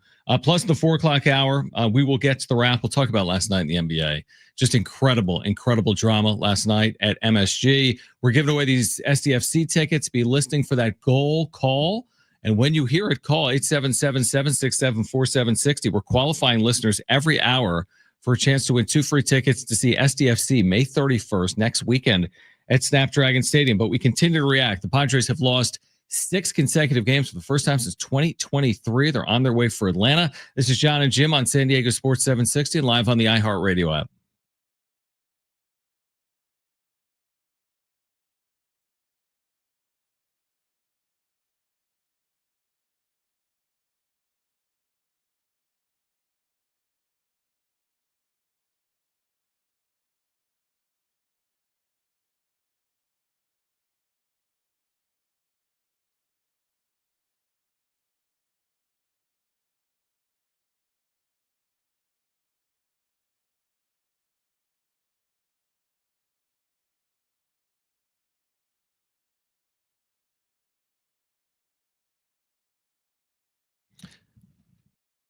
Hey guys, it is John and Jim again for the all-new Jamul Casino Resort, the Players Place. And listen to this, coming up Saturday, June 14th.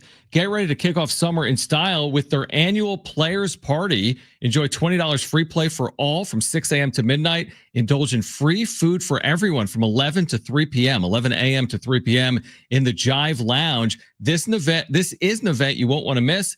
Join us and start the summer off right. And Father's Day is coming up soon here. Show Dad how much he means to you with a decadent brunch at Prime Cut from 10:30 a.m. to 3:30 p.m. on June 15th, featuring lobster tails and hand-carved prime rib. Make his day extra special with the meal that he'll love. Catch all the sports action at Tony Gwynn Sports Pub and catch UFC 316 coming up Saturday, June 7th at 7 p.m. That's at Tony Gwynn Sports Pub, Loft 94, and their poker room. It's all available at the all-new Jamul Casino Resort, the Players Place.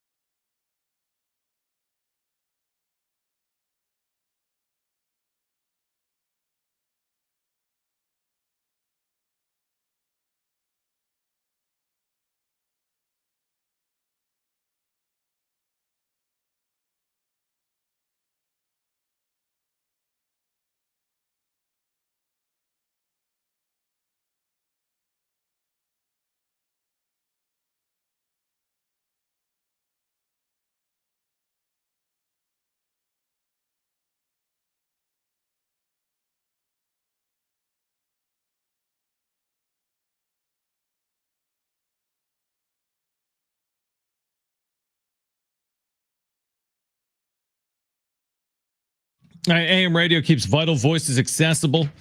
Congress can secure its future, but we need your help. Text AM to 52886 now to support keeping AM radio in cars. Tell your member of Congress to pass legislation now and keep AM radio in cars. Standard message and data rates do apply. So, Kristen is a huge Pacers fan. Massive. Was she freaking out last night? Yeah, we were all kind of freaking out last night because what we also did is they're like down 14. This was before 2:35 left. They were like just down 14. It was like 6 or 8 minutes left. They went on a 10-0 run, the Knicks did. Mm-hmm. And I'm like, this game's over. Yeah. And I was putting Jones to sleep. And then she goes in, as she always does for a few minutes before he goes to bed. And she hits pause. I'm like, why are you pausing it? I'd rather just watch it live. They're not winning. Like that. That's why your reaction to me was very delayed because I sent a text to you. So then she unpauses it. It's at the 6 or 8 minute mark. I was doing dishes. Now we're watching, and Neesmith is on fire, but they're still not winning this game, right? It's 8, it's 10, it's 7. 40 seconds left. They're not. Yeah, I'm like, they're not winning this game. And then all of a sudden, I sit down with like 2 minutes to play. But he's like, it's at least possible. You want to see it through. Yeah. And again, I had turned my phone over because now this kid is hitting shots. So actually, I think I plugged in my phone and put it up because I'm like, maybe. And it was truly incredible. It was one of the most remarkable live sporting events I can recall like that. And I know Indiana's had a few of them behind Tyrese Halliburton this postseason, but to do it at the Garden and to do it with the choke signal and to do it with the bounce off the rim and to win in overtime like that. I mean, we've all watched a lot of sporting events over the years. That to me is a pretty memorable game. And that shot is about as clutch as you get from Tyrese Halliburton. All right. So here's some stats to just further illustrate how epic last night was. All right. Teams that are up 14 plus points in the final 250 of a playoff fourth quarter or overtime in the play-by-play era are 977-1. That one was last night. Another stat for you. Record of teams that trailed by 9+ points in the final minute of the fourth quarter or overtime of a playoff game since 1998, entering Wednesday night. 1 in 1,414. That one was last night, the Pacers. Another one for you. The Pacers have 3 wins this year in the postseason when trailing by 7+ points in the final 50 seconds of the fourth quarter or overtime. The record since 1996 of teams that have those same stats are 4 in 1,702. That means they have 3 of those 4 wins this postseason. And finally, according to ESPN's win probability, Indiana had a 99.7% probability of losing against the Knicks in game 1. They had a 95.9% probability of losing versus Cleveland in game 2 and a 97.9% probability of losing in game 5 versus Milwaukee. The odds of winning all 3 of those games, which by the way they did, it's like 1 in a zillion, is 1 in 387,147. Which is why you may be saying that they're going to find a way to do this and just win it all because they've done things that nobody's ever done, like in the history of the sport. And also, I've said this before, with teams that lose in the manner in which the Knicks lost, how do you pick yourself back up after that? It's as historically good as it was for Indiana. It's historically awful for the Knicks at MSG with that type of lead that late. And the New York Post put it pretty well. Choke 2.0 from Reggie Miller to Tyrese Halliburton to blow that lead. I don't care what Tyrese Halliburton did or Neesmith did. You cannot lose that game. And they managed to lose that game. I'm rooting for the Knicks.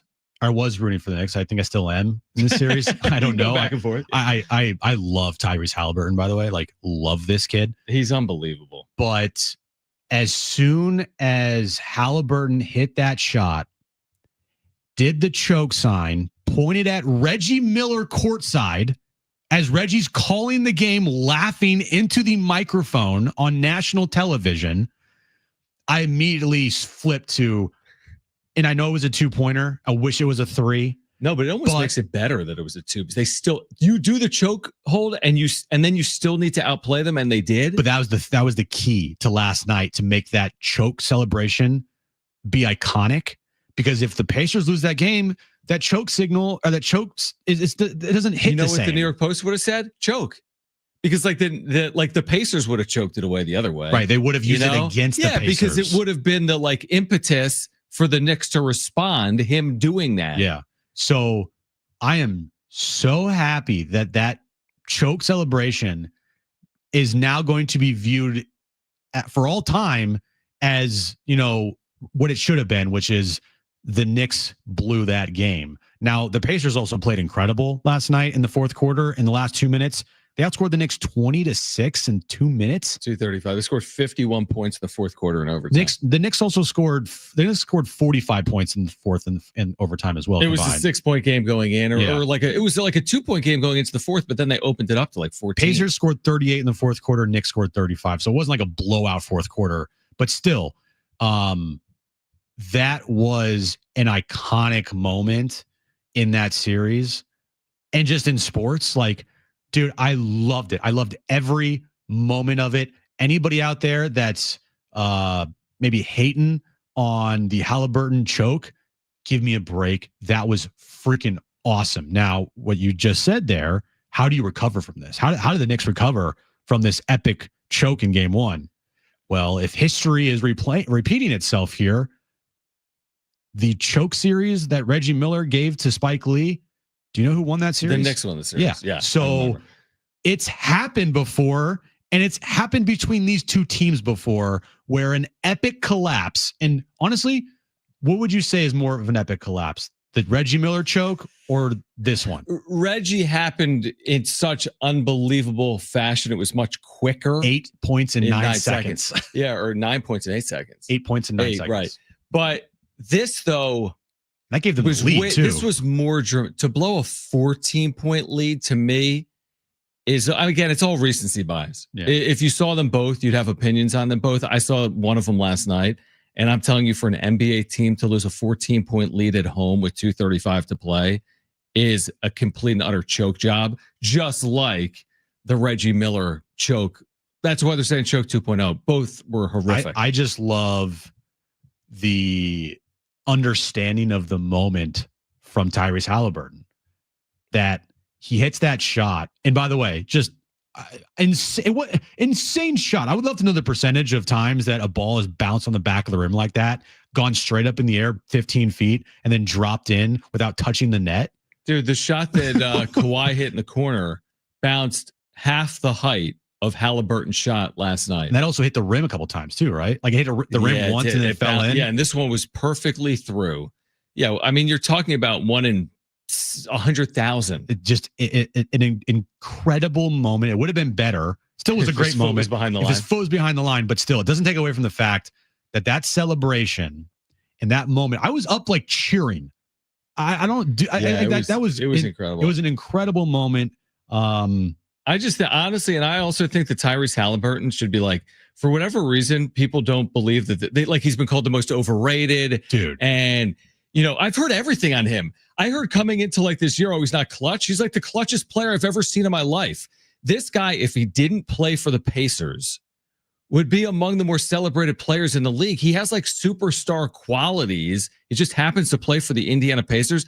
His postseason is on par with like anyone's postseason. He's been so clutch in the postseason. He's been incredible. If he was doing it in New York or LA, it would be like the most celebrated postseason ever. Hot take. To me, Tyrese Halliburton is more of a household name than Shai Gilgeous-Alexander. I think he is. He's also, maybe. He's also been in the league longer, right? Yes. But I do think, like, if you're telling me right now, Shai, if you had to pick one player to watch, I want to watch Tyrese Halliburton. Yeah, it's Tyrese Halliburton. His like awkward shot and the way he makes it like rain with his. I mean, you can't have a higher arcing three than Tyrese Halliburton. Well, it's not just that. He is one of the best passers in the league. He's a good passer, yeah. He's one of the best. I mean, he's one of the best ball handlers in the league as well. I love his step back. He is unorthodox, but his style, I just like watching it. I don't know. I don't know how to describe it, but Yeah, sorry to any SGA fan out there. To me, Tyrese Halliburton is more of a must-watch than the MVP of the league. We might see them up against each other. Maybe. It may be determined on floor coming up later this summer. All right, on the other side, we'll get to the wrap. Plus, we're going to qualify listeners for a chance to win 2 free tickets to see SDFC against Austin FC. That's coming up on May 31st. Be listening for that goal sounder when you hear a call, 877-767-4760. More reactions. The Padres getting swept in Toronto by the Blue Jays. They've lost 6 straight. The Wrap kicks off hour 3 of John and Jim on San Diego Sports 760 and live on the iHeartRadio app. Goal!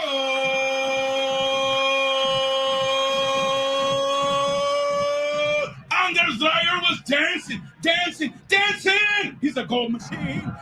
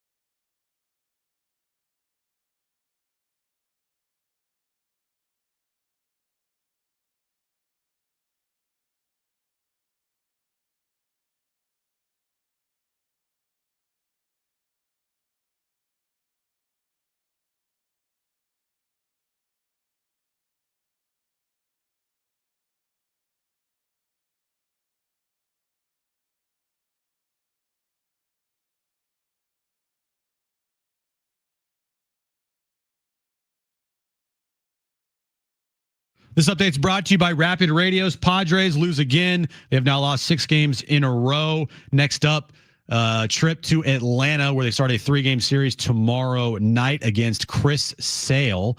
And tonight, game 2 of the Western Conference Finals in OKC, Thunder and T-Wolves. They tip off at 5:30 p.m. with the Thunder leading that series 1-0. Rapid Radios are instant push to talk walkie-talkies, offering national LTE coverage and no subscription ever. A great alternative to a mobile phone for your kids. For a limited time, go to rapidradios.com now for 60% off and free UPS shipping. Add code radio and get an extra 5% off.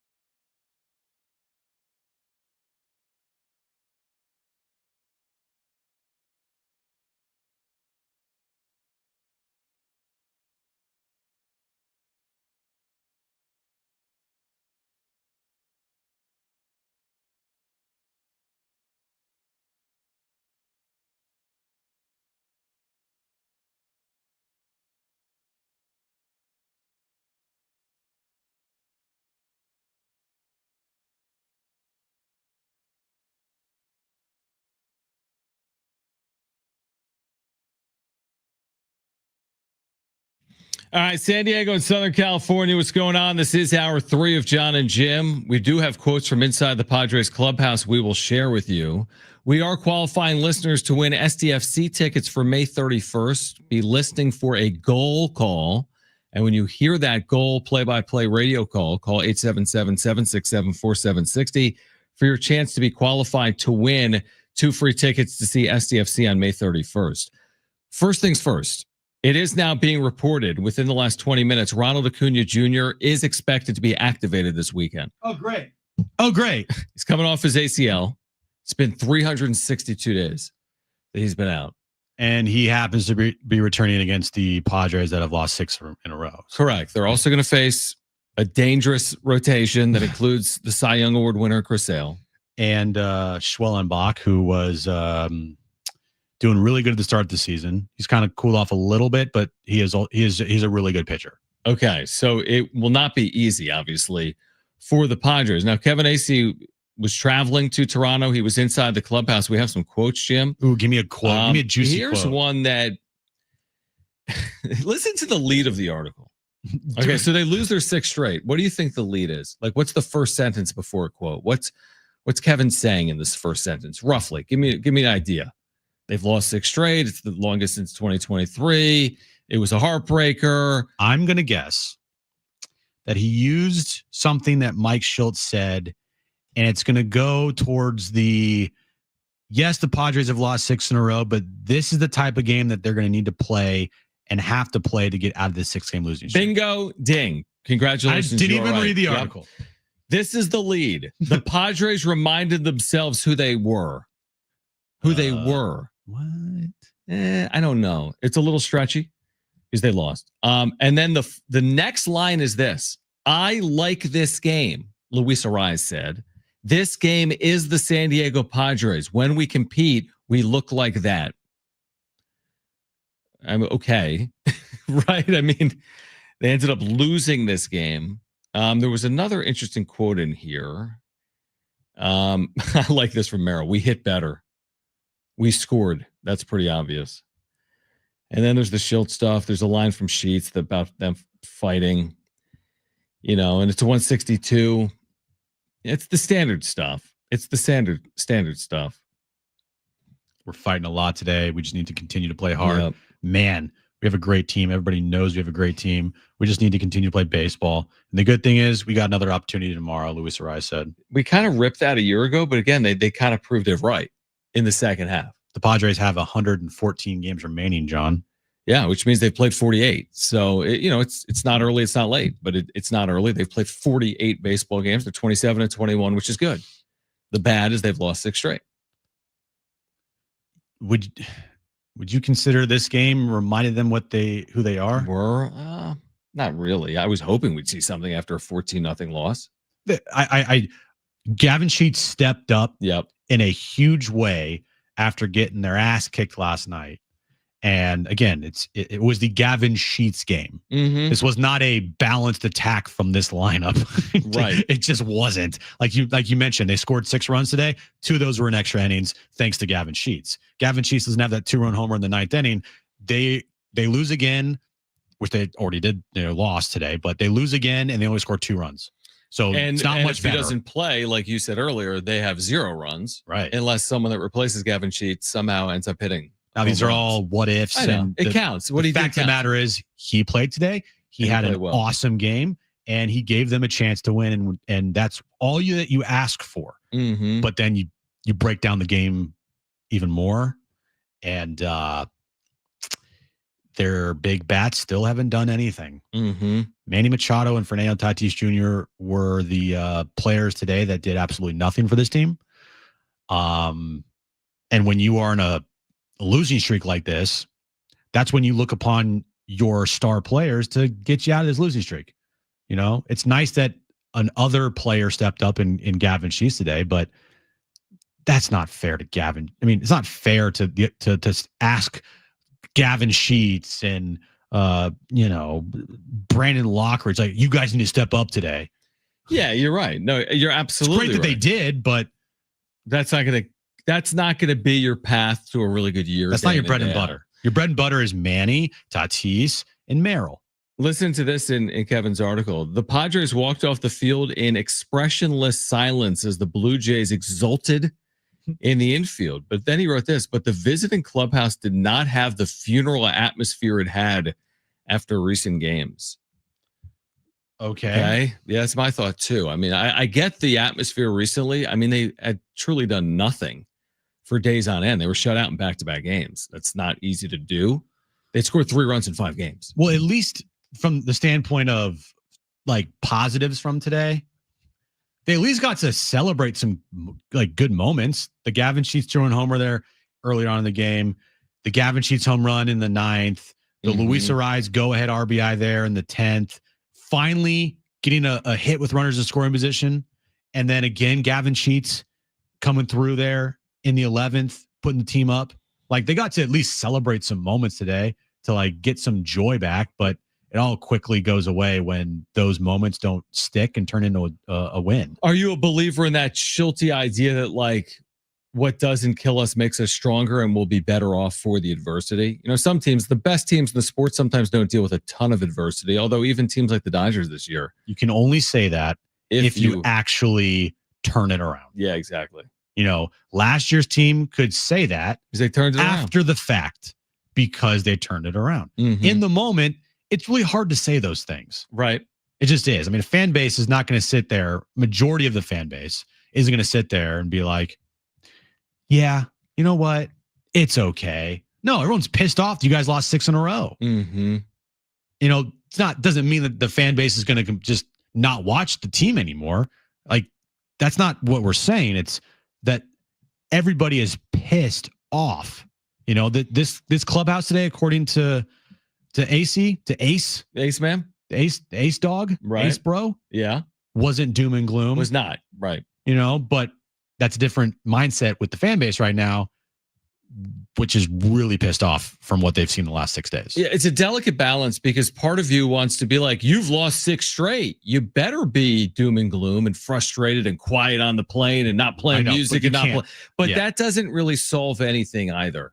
So, but it's a delicate balance because you don't want them in the clubhouse being like, who cares? All good. Let's enjoy the plane ride. See you in Atlanta.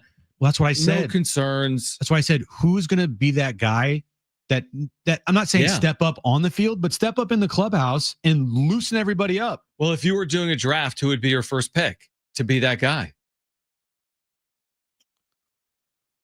I mean, Jackson Merrill, the 22-year-old? No, Jackson Merrill's no. Not your first pick. And Manny Machado's not my first pick. I promise you that. Not even close. I mean, Xander Bogaerts would be towards the top if he could play and was backing up his words on field. Honestly, my first pick might be like Jose Iglesias or like Tyler Wade. Yeah, that's a problem though, right? Well, I'm just saying, like, anybody in that clubhouse step up. Now, it might not stick because these guys stink. Like Tyler Wade is not what Jerks and Profar was last year, and Jose Iglesias is not what Jerks and Profar was last year. But what Jose Iglesias did in New York with the OMG movement, I'm not saying replicate that here or do the exact same thing, because then it would just be cringy and forced. Right. But he did that for the Mets. Why can't he do it here in San Diego? Right? No, that's fair. I would agree with that. But it goes to your initial point on Profar. And by the way, it's not like Profar solves anything with this year, because Profar did himself in this year. So they might not be any better off. They might be worse off with what played out. But the statement is still true that Jerks and Profar, we now have the evidence to prove this point. Jerks and Profar played a pivotal role both on and off the field for the Padres. Who now fills that role for the San Diego Padres? It's an important one. Who is the vibes leader in the clubhouse? Who is the guy that loosens up the clubhouse when you are grinding and on a 6-game losing streak? Right. And for however many you're for 15. Mm-hmm. Like, who is that guy? Who is going to step up? I don't know, because that person hasn't really shown themselves yet. Again, I said Jose Iglesias maybe just because of what he did in New York last year, but it's not like Jose Iglesias is lighting the world on fire either. Gavin Sheets, he was on the White Sox. He's never been a full-time player. I don't see that personality from Gavin Sheets. Either do I, and that's why I'm asking the question. And maybe they don't need it. Every team's different. All these teams are different. All of them have different dynamics. This team has very good players, like Manny Machado, like Fernando Tatis Jr., but I do wonder where they turn when things are going like this, because this is unexpected to me.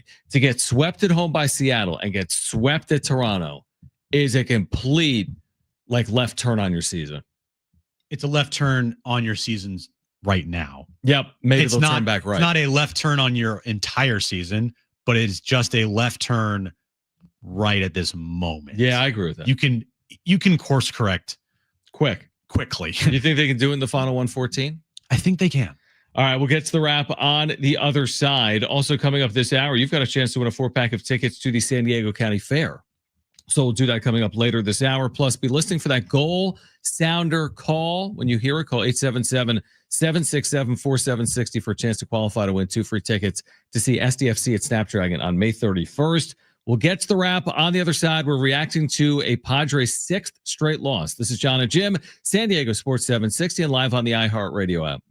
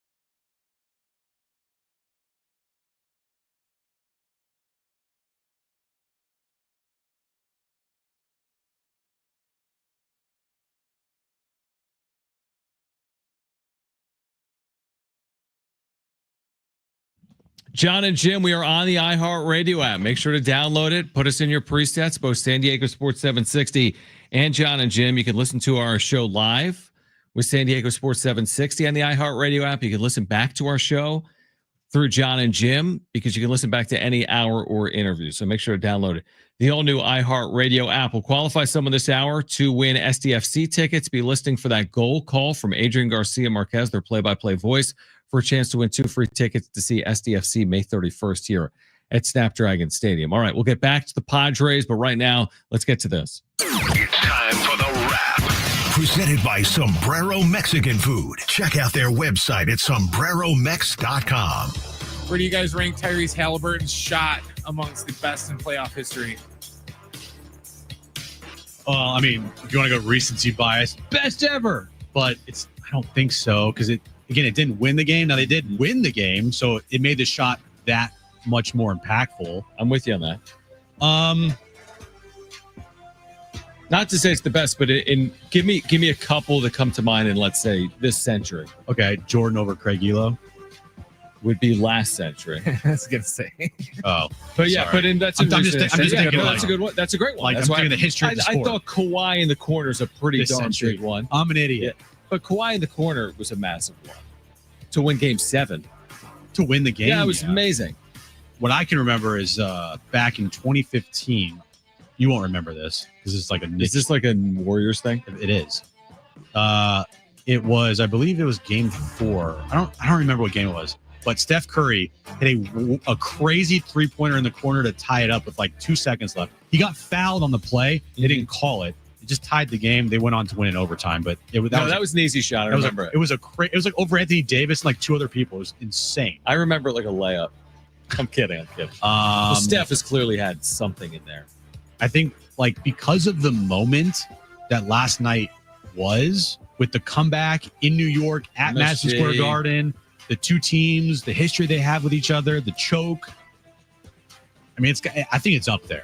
I do think it's up there, and it will be remembered because the Pacers won that game. If the Pacers lost that game, I don't know if that's remembered the same way. Oh, absolutely. You're 100% right. There have been some amazing moments that aren't completely finished off, therefore you don't remember it. Right.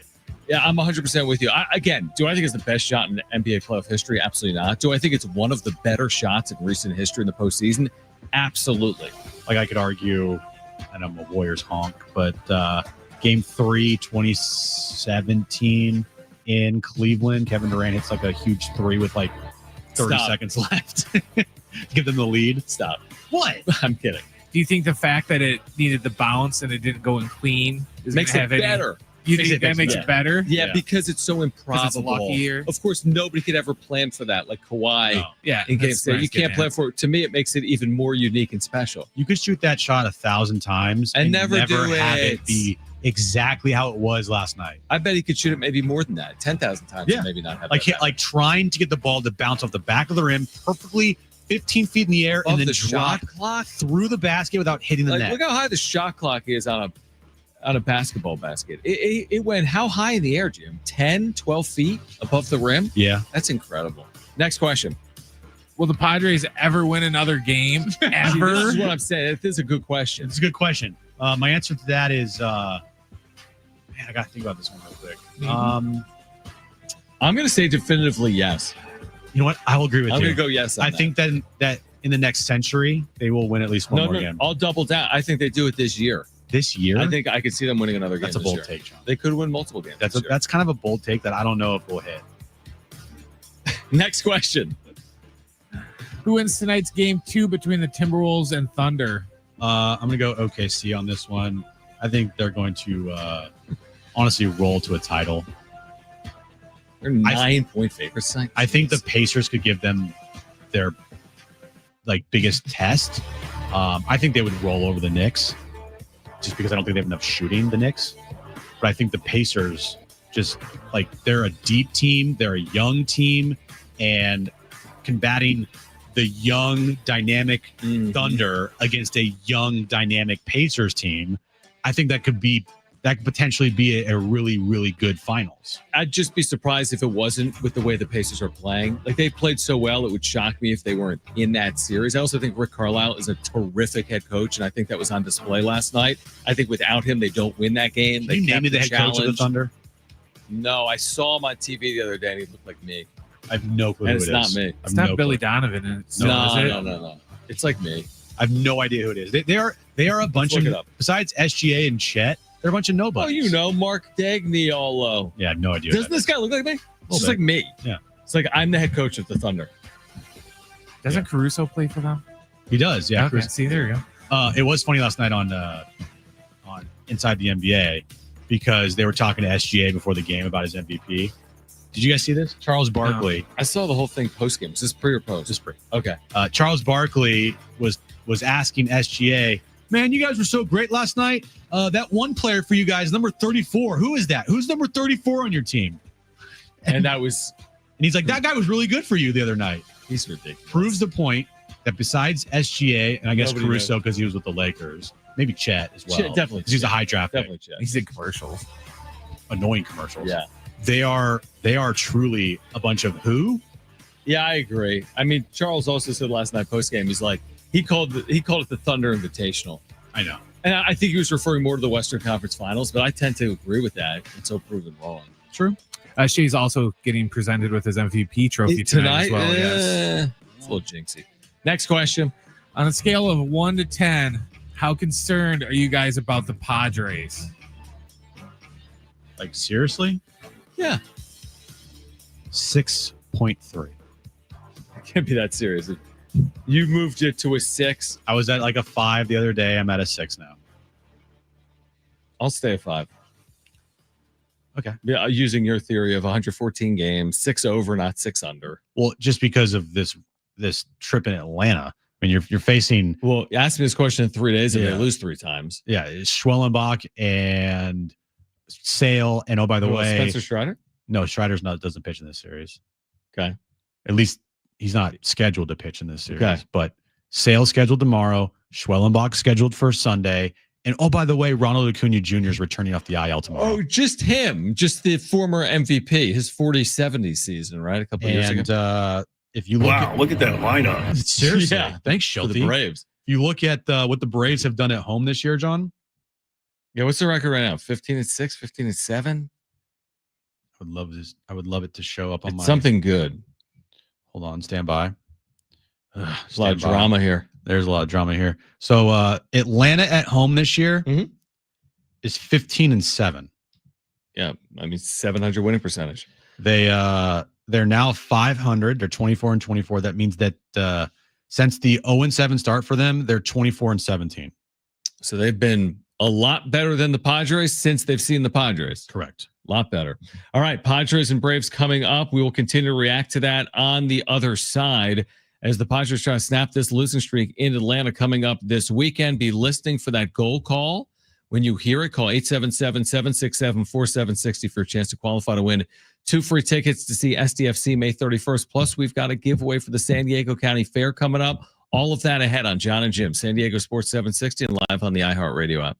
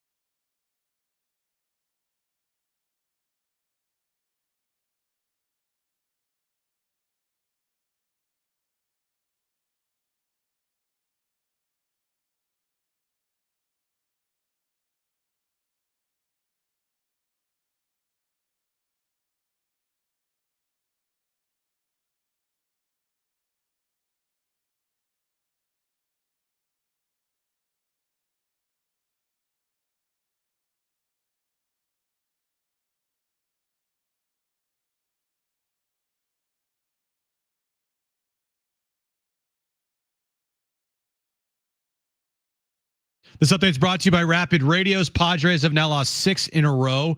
With their loss today to the Blue Jays, they got swept. They now move on to face the Atlanta Braves starting tomorrow night in Atlanta. Good news for the Padres, though. Ronald Acuna Jr. returns tomorrow night for the Braves. Oh, also, they'll face Chris Sale tomorrow night as well. And NBA action tonight, Western Conference Finals, game number 2, 5:30 tip-off time in OKC between the Thunder and the T-Wolves. Thunder lead that series 1-0. Rapid Radios are instant push-to-talk walkie-talkies, offering national LTE coverage and no subscription ever. A great alternative to a mobile phone for your kids. For a limited time, go to rapidradios.com now for 60% off and free UPS shipping. Add code radio and get an extra 5% off. All right, be listening for that goal call from the play-by-play voice of SDFC, Adrian Garcia Marquez. When you hear him say goal, call 877-767-4760 for a chance to qualify to win 2 free SDFC tickets for May 31st. Also, in 15 minutes, we have a 4-pack of tickets to give away to the San Diego County Fair. Let me ask you this, because earlier, and I agree with you, scoffing at it, it was a dumb comment by me. Where I was like, hey, maybe you got to give a guy an off day that's struggling. You're like, no, they've lost 6 straight, and you're right. Don't give anybody off days. Would you tinker at all with your lineup? No, they scored 6 runs today. It was all Kevin Sheets. Would you do any tinkering? Probably not. Because as I said the other day, it's like especially the bottom half of the lineup, 5 through 9, it's like rearranging chairs on the Titanic. Nothing's changing. That ship's going down. And other than Sheets, maybe, as he continues to emerge. Well, Sheets is not going to hit cleanup over Jackson Merrill. No, I'm saying he's in your 5 through 9.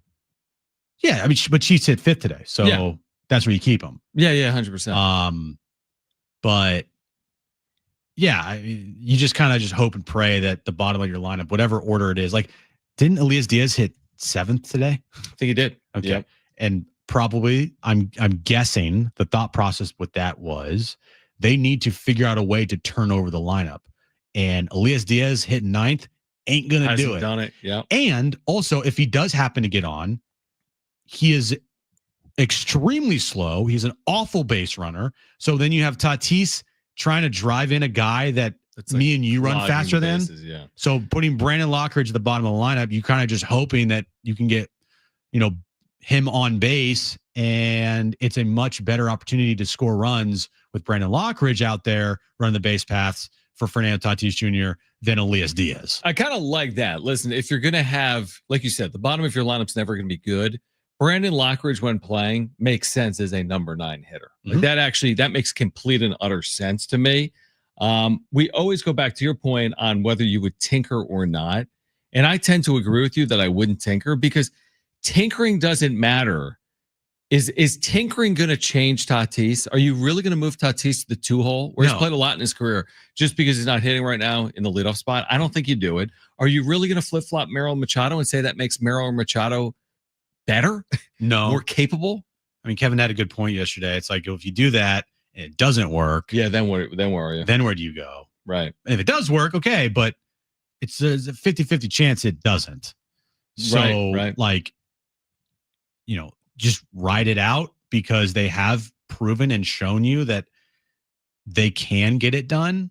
But yeah, it's just still, I think the question is going to be asked about Manny's power the later we get into the season. Right now, it's really not.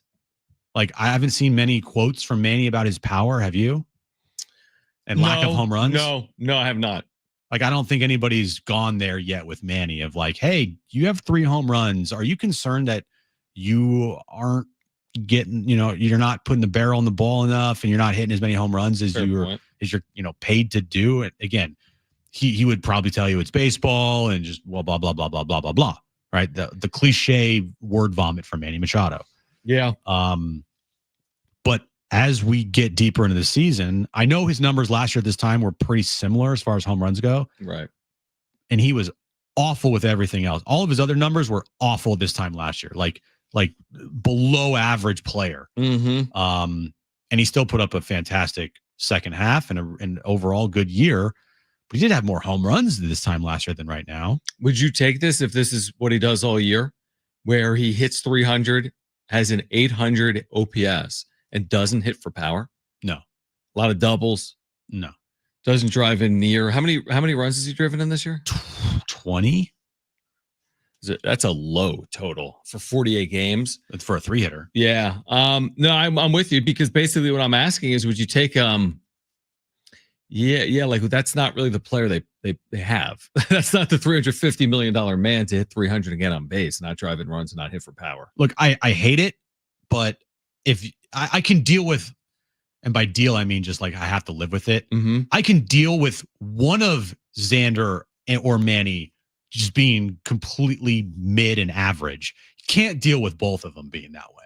Can't have Xander and Manny both have 3 home runs on the year and both have 20 RBIs on the season. This far in so far. Would you call okay, I'll give you, would you call Manny to this point mid and average? No, but I would say that his power numbers and his RBI number, which is very important, that's what he's getting paid to do. Yep. Is very average and mid at best. Yeah. I mean, the weird part is 3 home runs right now, dude. But it's still weird because you brought it up the other day, and I'm not going to go through the specifics. This entire Baseball Savant page is red. And not just red, it's like red. It's dark red. I know. It's not like medium red. It's not pink. It's not blue. How many? Red. Okay. I mean, how many? Including slug, including exit velocity, including bat speed, including hard hit percentage. It seems like, if I'm looking at it right now and you look at the spray chart, got 9 balls that are doubles or home runs hit to the warning track. 9. Everything else is, I mean, it's just. Is it even 9? Yeah, 9. Not even close. Yeah, you're right. Like a couple. He's got what? 5 doubles down the left field line. Right. He's got 1 double to right center. Right. He's got 1 homer to right field. He's got 2 to left. He's got no homers to center or right center. But you bring up a good point. Of the 3 home runs he's hit, which has even gone furthest? Has he hit a ball 400 feet this year? Can I click on that? Does it tell you? Probably. I don't know. Yeah, it does actually. Oh yeah. Wow. Now I'm curious. Well, probably that one in Pittsburgh. Actually, probably not. That's 400 feet. 391. Now I'm going to find out. He hit 391, Jim. Okay. This one might be 400. It's left center. He hit 400 on the nose. All right. So okay. And then the other one he hit this year, this probably isn't 400 feet. The other one he hit this year went 389. Hold on. You know what I've just noticed in all those clips? Yeah. Can you guess? I know what you're going to say. He has not hit a home run. Just kidding. He's hit 1 home run at Petco Park. And 2 on the road. He's hit 1 home run at Petco Park. I know. I thought it was going to be 0 too. So he hit one off the Cubs and Imanaga. He hit one in Sacramento. And he hit an important one in Pittsburgh in a win. A very important one. When they trailed 1-0 in the 7th inning. It's his clutchest hit of the year, probably. Oh, by far. Was that moment. So, yeah, I'm with you, man, on that entire take. Like, he's hit 305 or whatever, and that's nice. That's a good batting average, and the Baseball Savant page looks nice. But at the end of the day, he is here and getting paid to hit for power, and he has not yet, especially in that 3-hole. He's got to hit for more power, driving more runs than he has to this point. It's scary when if you showed me, and I love this game of like the silhouette of a player, you don't know who it is, and you put 2 players up there and you put both of their stat lines up there and you say, guess who's who, right? Mm-hmm.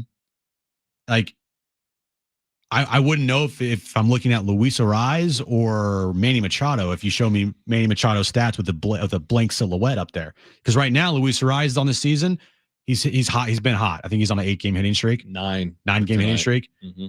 Ariz has brought his batting average up to 304. He also has 3 home runs, 16 RBIs, and he has a 778 OPS. Manny's hitting right now 305 with 3 home runs, 20 RBIs, and an 815 OPS. And the funny part is, their Baseball Savant pages look nothing alike. Yeah, nothing alike. Nope. They look completely dissimilar. Yeah.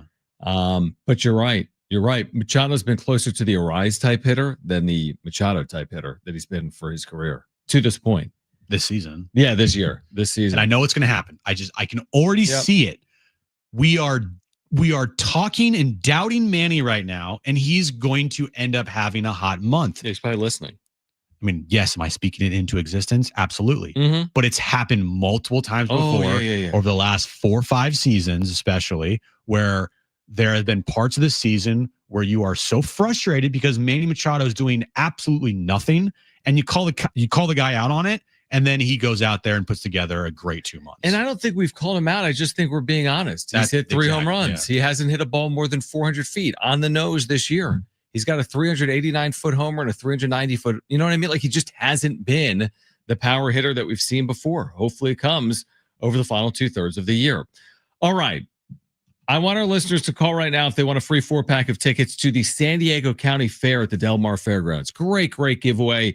Great fair from June 11th through July 6th. I'm sure a number of you have been there over the years. If you want a free 4-pack of tickets to the San Diego County Fair, all you need to do is call right now.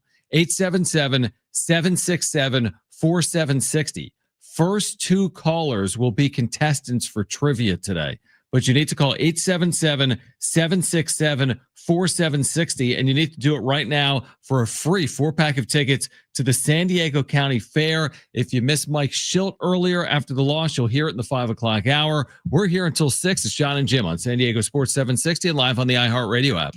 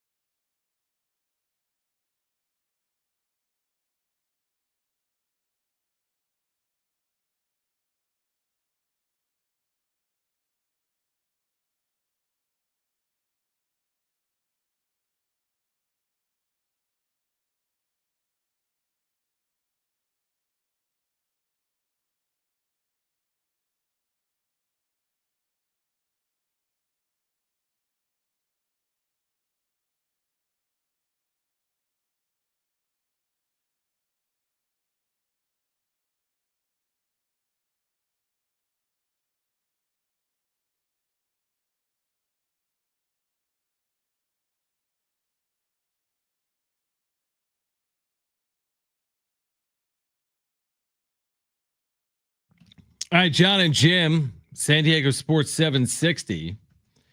If you missed Mike Schilt postgame, you'll hear him coming up at 5 p.m. We still have Jim's back page coming up. Actually, hold on. I don't want to bury the lead. Jim has made me aware of something that will impact the show in a significant manner.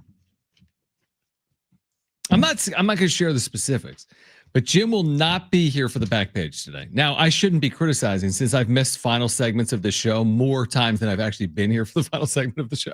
I've missed a lot of 545 segments in my day. Oh my gosh. How many? 100? missed one this between week. like Aztec last week when I did that Aztec thing. Yeah, like I gotta leave. I'm like, what?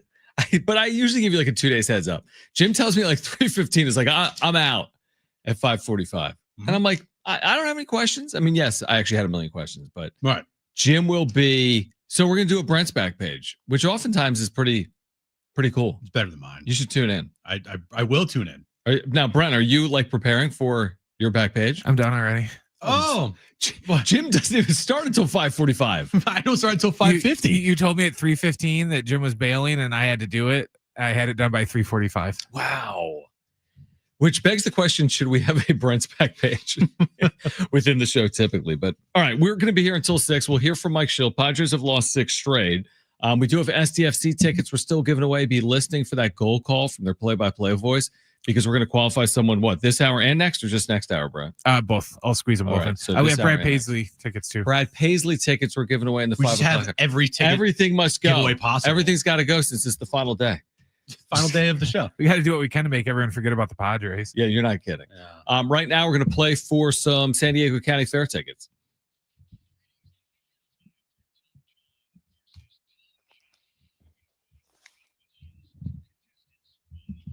All right, 3 questions, 2 contestants, 1 lifeline. Today's 2 contestants. We have Greg and Jared. Greg, you called in first, so you have your choice of John or Jim. Who do you want to go with? You go with John. All right. Greg and John. Greg and John. Jared, you get Jim, okay? Sweet. All right. Brent, what is the question of the day? All right, guys, SGA won the NBA MVP yesterday. Did you know that there have been 9 players with at least 3 MVP awards? Today's question, name any of those 9 players with at least 3 NBA MVP awards. Okay. Jared, you are up first. What is your first guess? You do have a lifeline if you want to use it. Yeah, I'll go with Kareem Abdul-Jabbar. Kareem. Okay. Not my first guess, but all right. What a good one. Greg, you're up. What is your first guess? You do have a lifeline if you want to use it. I'm going to do the Joker. Jokic. 3? Wow. I thought he had 2. Jared, you're up. What's your next guess? You do have a lifeline if you want to use it. Michael Jordan. Michael Jordan. There you go. Oh, yeah. Greg, you're up next. What is your second guess? You do have a lifeline if you want to use it. LeBron James. LeBron James. Jared, back to you. What is your final guess? You do have a lifeline if you choose to use it. Let's go with Magic Johnson. Magic Johnson on the list. This list is good. It is good. Thank 3 you. MVPs. Mhm. Greg, final guess. You do have a lifeline, which is John, if you want to use it. What do you got? I'm thinking Tim Duncan. John, what do you think? I like that guess. I had a little questions about where I was going to. Can I offer a lifeline? Yeah. Yeah, I would offer. I don't think this is correct. It's Jim's boy. It may be correct. You know, as opposed to Jim's boy, I would go with Kevin Durant as my guess, as opposed to Steph. So that's what I have out there. I don't know if either of those is 1-3. You gave him 2? Yeah, but he's got Tim Duncan. You had 1. You're supposed to give him 1 player, not 2. I say Steph or KD. All right, Greg, what do you got? I think I'm going to stay with Timmy D. Tim Duncan. Timmy D for the tie. No! Were my guys on there? No, they were not. Kevin Durant's won 1. Steph Curry's won 2. You're an idiot. But they've combined for 3. There you go. And Tim Duncan only has 2. Well, what about Larry Legend? He would have been correct. What about Jerry West? Nope. What about Kobe Bryant? Nope. What about? I was gonna say Give me the Yeah. era, give me the 70s, 80s, 90s. Well, the ones are Kareem was number 1, which Okay. I already said.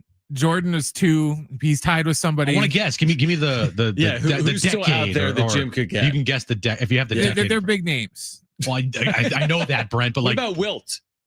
Yes. okay, There. Will. you. How many left? That was kind of a pun when I said they're big names. Oh. What about Bill Russell? There you go. I'm There's like a another genius. big guy. There you go. And how many are we missing? 1? 1, which another big guy, which neither of you will ever get. The Big O. Oscar? He's the first high school player ever taken. Moses? Yep. There you go. Moses Malone? Yep. He won 3 of them. 3. Wow. 2 with Houston, 1 with Philly. How about that, Jim? How about that, John? That's a list. That's a That list. is a heck of a list. That's a heck of a Will list. Steph ever be on that list? Will Let me Steph answer ever no. be on that list? Let me answer that. Yes. He's going to get a No, third? he won't get a third. KD only has one? Yeah. Soft. That amazes me. That was in OKC. And that was it. Didn't you tell me he was the most valuable player on a GSW team or two? A GSW team? Golden State. In the finals, he won finals MVP. No regular season. Was he the best player on their team? No, the league was not going to award any Warriors player with a regular season MVP because of how stacked those teams were. Where do the players we just met? Is Shea ever going to win more than one? That's a good question. No. How old is he? He's a guard. Kid. There's other guards with multiple. No, because he's already put up seasons where he scored 30 points or more in a season. He scored 32. Now, his like advanced stats are, they're kind of off the charts, but 32.7 points per game is. If you broke it down and, once again, do the silhouette side by side, you put Joker's numbers next to Shea's numbers this year. Right. You're kind of saying to yourself, how did that guy in the left not win MVP and the guy in the right win MVP? Okay. That's interesting. Let me look at that. I might do that. I'm doing it right now. I mean, Shea had a year. He did have a year. His true shooting percentage was insane. Had a better year. 30 points, 13 rebounds, 10 assists, 58% shooting. Shea, 32.7, 5 rebounds, 6 assists, 51.9% shooting. You could easily give it to Jokic, but he's already won 100. That's why he didn't get it. Yeah. Because the voters are like, you know what? That guy's won a bunch of MVPs. Give it to someone else. Give it to somebody else, which I think is so stupid. Yeah. If the guy earned the MVP, give him the MVP and vote for him, regardless of how many he's had. You think people in the 90s were like, you know what? Jordan's already won 3 MVPs. Give it to just give it to Charles Barkley more. They did give it to Charles Barkley, else but it's actually interesting. Who got him in the 90s? Did Allen Iverson get one at one point? 2000. I have the list. Hold on. Okay. You want the 90s MVP? Yeah, I'm just wondering who won him in the 90s. Let's see. Magic, Michael, Charles, Hakeem, David Robinson, Michael, Karl Malone, Michael, Karl Malone, and Shaq. All right. That's a good list. Iverson did win in 2000. Jared, congratulations. You have won a 4-pack of tickets. That's right. A 4-pack of tickets to the San Diego County Fair. This is June 11th through July 6th. And this is going to be a year where it transforms into a pet lover's paradise. And this is going to be the biggest bash of the summer. And it's the best deal in town. Join us for thrilling rides, challenging games, mouth-watering food, incredible exhibits, top-notch entertainment during the Summer Pet-tacular. Get it? Pet-tacular 2025 San Diego County Fair. For tickets and info, go to sdfair.com. Did you have something, Brent? I was going to say, I almost wonder if they chose Shea over Joker. I do agree with Jim's thing. They don't pick anybody to go back to back anymore. Like Steph and Giannis were like the last two that did it. In the NBA, they actually value like your team performance, unlike baseball, where it's like, oh, hey, Mike Trout, you're MVP, even though your team sucks and you're not going to go to the playoffs, but we don't care about that. You think they just were like, well, you guys had like the best record in the league, and that factored in why we picked you over Joker. That and the fact that Joker won previous. And they did win the West by 16 games. It played a huge reason why. Yeah. Again, you're right. If they had the same records, the Nuggets and the Thunder, there's no way Shea wins it. If they had the same records. Yeah. No. And they were so good this year in the regular season. Like when Steph won his MVP, his first MVP, he didn't have gaudy numbers, but team was good. Team was the best team in the league. And unlike Major League Baseball, where Trout can win one with a 70-win team, or Ohtani can win one with a 70-win team, does that happen in the NBA? Is there any 31 and 51 MVP winner in the NBA, even if you score 35 points a game? I don't think so, right? Those players we listed were all on good teams, because that's how the NBA works. Good players are on good teams. Yeah, the year that Charles Barkley won his MVP, was it the Suns in the finals? That was the 93 year, and the Suns in the finals. Yeah. Like, who is the last player on even like a good but not great team in the regular season to win MVP? Would be an interesting question. I don't think you can find one, because I'm thinking through it here. Yeah. The last however many MVPs have, by the way, been all international players. So you got SGA, Canadian, Jokic for his 3. The Nuggets were all good. He won the title one year. Giannis, Steph. Were Sixers good in 22-23 with Embiid? They must have been. They did make the postseason, and they were a good team. Yeah. And then, LeBron, Dirk. The year Russell Westbrook won in the 2016 There you go. season, they were only 11 games over 500. They're 46 and 35. That's interesting. They look. He did average a triple double that year, and it hadn't been it hadn't been done in since Oscar. Right. I get that. That MVP that year was the same year that KD went to the Warriors. There, I think, was a little of, we kind of feel bad for us, and he's averaging a triple double, so it's easy for us to vote for a triple double for the MVP. Right. But that makes sense. But yeah, you're right, Brent. That's the last player that's won an MVP on a just kind of so-so team. Yeah, it's interesting. For losing records, real quick, the last, you have to go way back. Kareem in the 75-76 season, the Lakers went 40 and 42. That's crazy. And the worst was Bob Pettit in the 55 season. They went 33 and 39. Oh, Bob Pettit. I remember that team. I remember him. That team really struggled.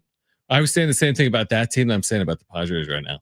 And the Padres have lost 6 straight. And if you missed Mike Schilt postgame, you'll hear from him on the other side. Swept in Toronto, on their way for Atlanta, where they're going to face Chris Sale and see Ronald Acuna coming off the IL as well. It's going to be hour 4 of John and Jim on San Diego Sports 760 and live on the iHeartRadio app.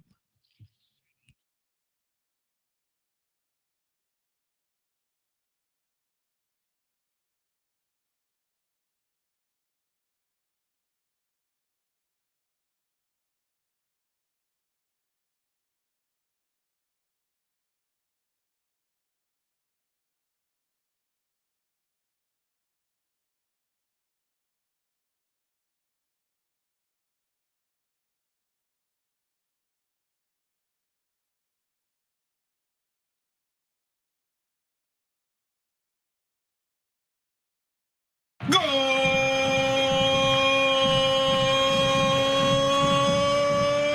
Anders Dreyer was dancing. He's a goal machine.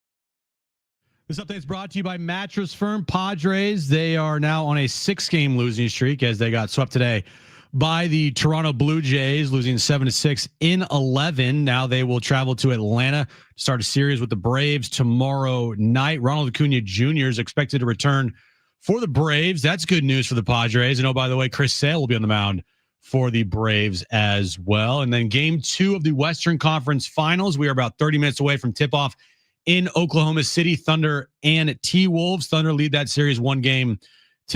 Don't postpone better sleep. Shop Mattress Firm's Memorial Day sale now. Upgrade to a premium bed from a curated selection and take your rest to the next level. Don't miss out. Visit Mattress Firm today. Get matched. Sleep at night.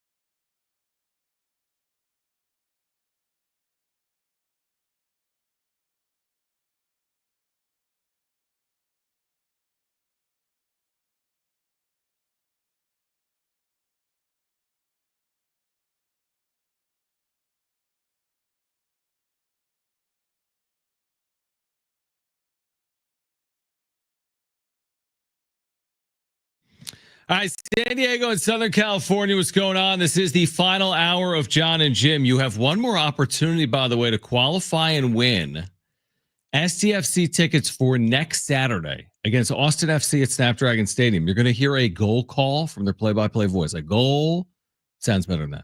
And then you're going to call 877-767-4760. If you qualify, you're going to find out at 5:30 if you're the grand prize winner. The grand prize winner has 2 free tickets to the game. So you want to qualify, and then one of the qualifiers wins 2 free tickets to the game. We'll announce that winner coming up at 5:30. Now, game 2 of the Western Conference Finals will get underway in about 30 minutes or so between OKC and Minnesota. Earlier today, the Padres dropped a 6th consecutive game, despite their best effort. That's it? Just 6 in a row? 6. It feels like 16. And we'll hear from Mike Schill coming up if you missed it. But this was a game that wasn't similar, Jim, to the other 5 because they did show signs of life offensively. Overcame a 9th inning deficit to tie, led in the 10th and 11th innings. Think about that. Tied a game in the 9th, took a lead in the 10th and the 11th, and still lost the game today 7-6 in Toronto. So 6 straight losses today, better than the previous 5, but the end result, Jim, is the end result, which is 6 straight days of the loss. Well, you're glad that at least one player stepped up in a big way today, and that was Gavin Sheets. Without Gavin Sheets today, this team gets shut out again. So he stepped up in a big way, which is awesome. Jackson Merrill had a very good game as well. Luis Arraez, a good game as well. So those are positives. You know, I think Stephen Kolek, you're right. Stephen Kolek, he was fine, but it also furthers the urgency, so to say, of them needing Yu Darvish this year. Like, it shows that spot in the rotation, which is supposed to be Yu Darvish's spot, could be a little tricky here.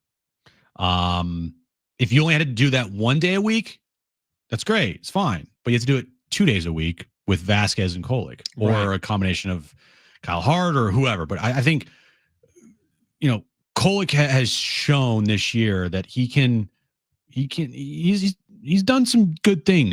He's done some good things. He's got some good stuff. Like today, there's some pitches. I'm like, whoa, okay. Right. But all in all, just again, Manny Machado did absolutely nothing for you. Fernando Tatis Jr. did absolutely nothing for you.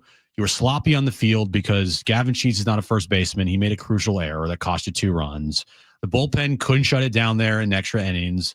And it all added up to another loss. If you just were to isolate every single game in the 6-game losing streak, this is not the worst game by far, but it still hurts all the same because it counts as in the L column. Yeah, I agree. It's like, is there really a good way to lose? Like, I was told yesterday, well, at least it was over. You knew you weren't winning. Okay. Is that a good way to lose? Or today they fought and lost in heartbreaking fashion. Okay. Well, is that a good way to lose. Mike Schilt did talk to the media, aka Kevin Acee, about it post game. He started by talking about the Padres 6-game skid. Obviously didn't go great either way. The battle's a key word today. Fought our tails off. Got a little back to playing our kind of game. A lot of, able to get some big hits. Louis Sheets late. Sheets big day, obviously. Big homer, big couple homers, 5 RBIs. Good at bats against a couple tough lefties from those guys. Cola gave us a chance. Yuki, Sean, Jason kept him right there. Extra innings, obviously, the guy starts at second. We were able to, get it done twice and just couldn't get it shut down. What are you seeing out of Kolek? Like when he's in the zone, it's great. Today he left a few in the middle probably, but like you said, he gave you a chance. Battled the 6 innings. Battled through 6. Not an extra base hit, a couple self-inflicted walks. But, like you said, a couple balls over the plate, but he was around the plate all day, throwing strikes and, for the most part. And like I said, at 4, gave us a chance. Bullpen men gave us a chance and, just couldn't quite bring it home. I don't want to point it like a loss is a loss. Yeah, that's right. But this is 6 straight. It is. And you haven't done that before. That's right. I guess it'd be different if you hadn't battled today. You're probably going to say that this is how you get out of it, is playing like this, having at bats like this. But like, how does this team, which was so good for 5 or 6, 7 weeks, get back to that?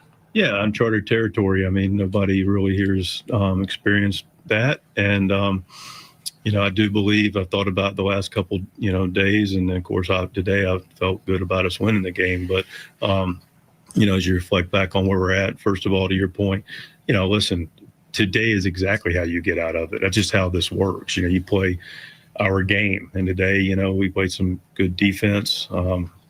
Toddy, a good play,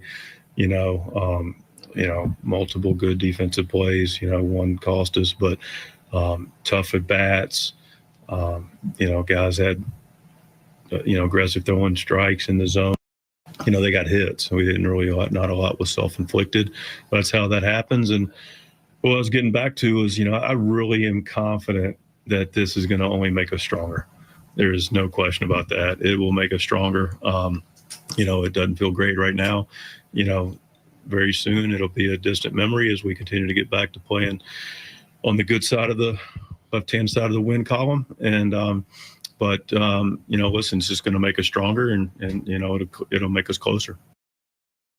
All right. Mike Schilt post game. He talks about this team every single day. I don't really know what we're asking of Mike Schilt in terms of what to say. So I wasn't expecting anything earth shattering from Schilt. And he's not going to this isn't the day to go off on the media. He's not flipping tables. This is where they are. They've lost 6 consecutive games. I don't even know what I want to hear from Mike Schilt right now. It's less about Schilt for me and more about the team. Like Schilt can say whatever he wants about this team. We know what he's going to say. He's not going to turn on the team.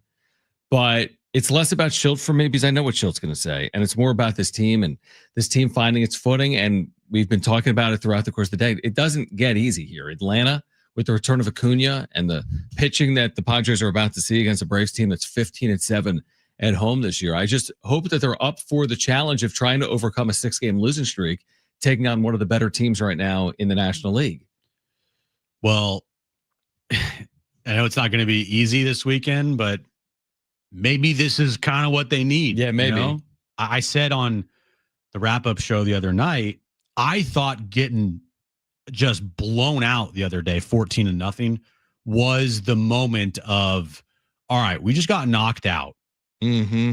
Enough's enough. We're done. This is not going to happen. And I thought that was going to be the case today. Gavin Sheets hits that 2-run home run. You have a guy in the mound that has given up the most home runs in all of baseball. He stinks. And then you do nothing until the 9th. Right. Now, it's great that Gavin Sheets did that, gave him a chance to win that game. And frankly, they should have won that game. They should have stole that game today. Yeah, they should have. Yeah. But at what point is enough? And maybe it's going up against Chris Sale where you just say, F it, who cares?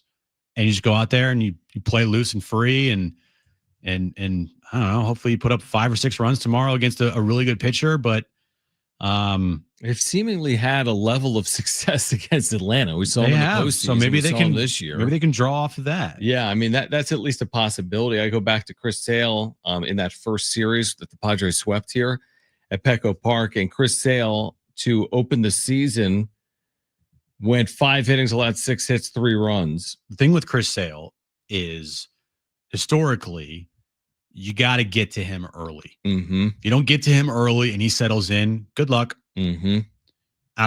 With the way the guys at the top of the lineup are swinging the bat right now, not named Luis Arraez, I don't know if you're going to be able to do that early on because those guys are in some slumps. Yeah, I mean, the good news is you bring up a good point on Arraez. I mean, it's going to be hard to stay in a prolonged team-wide offensive slump when you have someone like Arraez that is just seemingly always on base. I mean, he drove in a run there late. They had an 0 for 39. Jim mentioned he can't drive himself in when he gets on base. He's got to have those other guys behind him. True, but at least he drove in a guy with a man in scoring position because that had to end, and it actually did here today. They had an 0 for 39. I know. Snapped in extra innings with men in scoring position. I mean, it really is incredible. Because I mentioned yesterday, 0 for 27 is being no hit.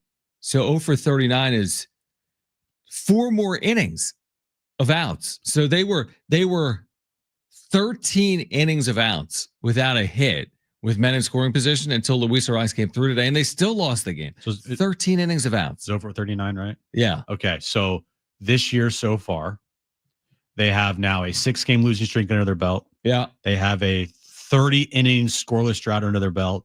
They have a 27 inning scoreless drought under their belt, and they have an 0 for 39 collective with runners in scoring position. So is that encouraging for like the long haul or for surpassing or equaling 2024 as a team? It's not something you want to have happen to you. You're not hanging banners for that. You're not saying, you know what, we're going to be better off because we've had all these things happen to us. Right. Even though Mike Schultz said that today, I would much rather have them not have any of those things. Mm-hmm. I mean, you have to do some deep dive here, but how many teams in a season have had all 4 of those things in 1 year or even close to that? Answer's probably 0. Because how many teams have had 0 for 39 risks? But like 10. Then how many teams have had 30 inning scoreless streaks? Not a ton. A bunch of teams have lost 6 in a row. Oh, of course. Every team's lost 6 in a row. Not every, but a lot. But yeah, you're right. Multiple times this year where they've had a 27 plus, scoreless inning streak as a team. Yeah, I know. Season. It's only May. I mean, so they've only played 48 games. Like I kind of want to see what the Rockies have done this year. Like, what's the Rockies' longest scoreless inning streak? Yeah, or 0 for with a risp. It's probably pretty bad since they're 8-42. 8-42. Now they got shut out today, 2-0 by the Phillies. But if I'm just doing a quick glance here, John, are they going to turn it around? Probably not. Well, I actually their series here in San Diego, when they were shut out the entire series. Yeah, so that's 9 times 3. Yeah, they probably 27 there. Yeah, and then the Dodgers series, they didn't score until the 6th inning that next day. So right, 27, 28, 29, 30, 31, 32. They've had a 32 inning scoreless drought this year, if not more. Yeah, and the Padres have a 30. So, all right. On the other side, let's preview tonight Western Conference Finals. Oklahoma City and Minnesota get back into last night at the Garden. Plus, you want to listen for that goal sounder. You're going to hear it coming up between now and 5:30. And when you hear it, call 877-767-4760 for a chance to qualify to win 2 free tickets to see SDFC May 31st. We'll announce the winner from our qualifiers coming up at 5:30. Stay with us. This is John and Jim on San Diego Sports 760 and live on the iHeartRadio app.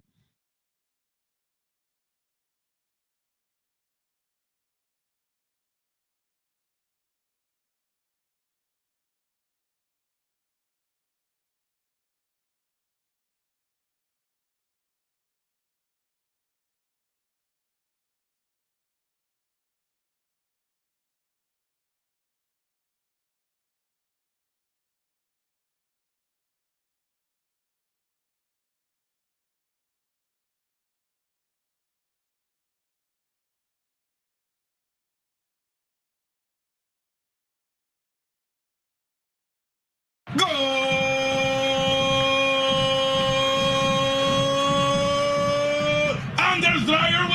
dancing, dancing, dancing. He's a goal machine.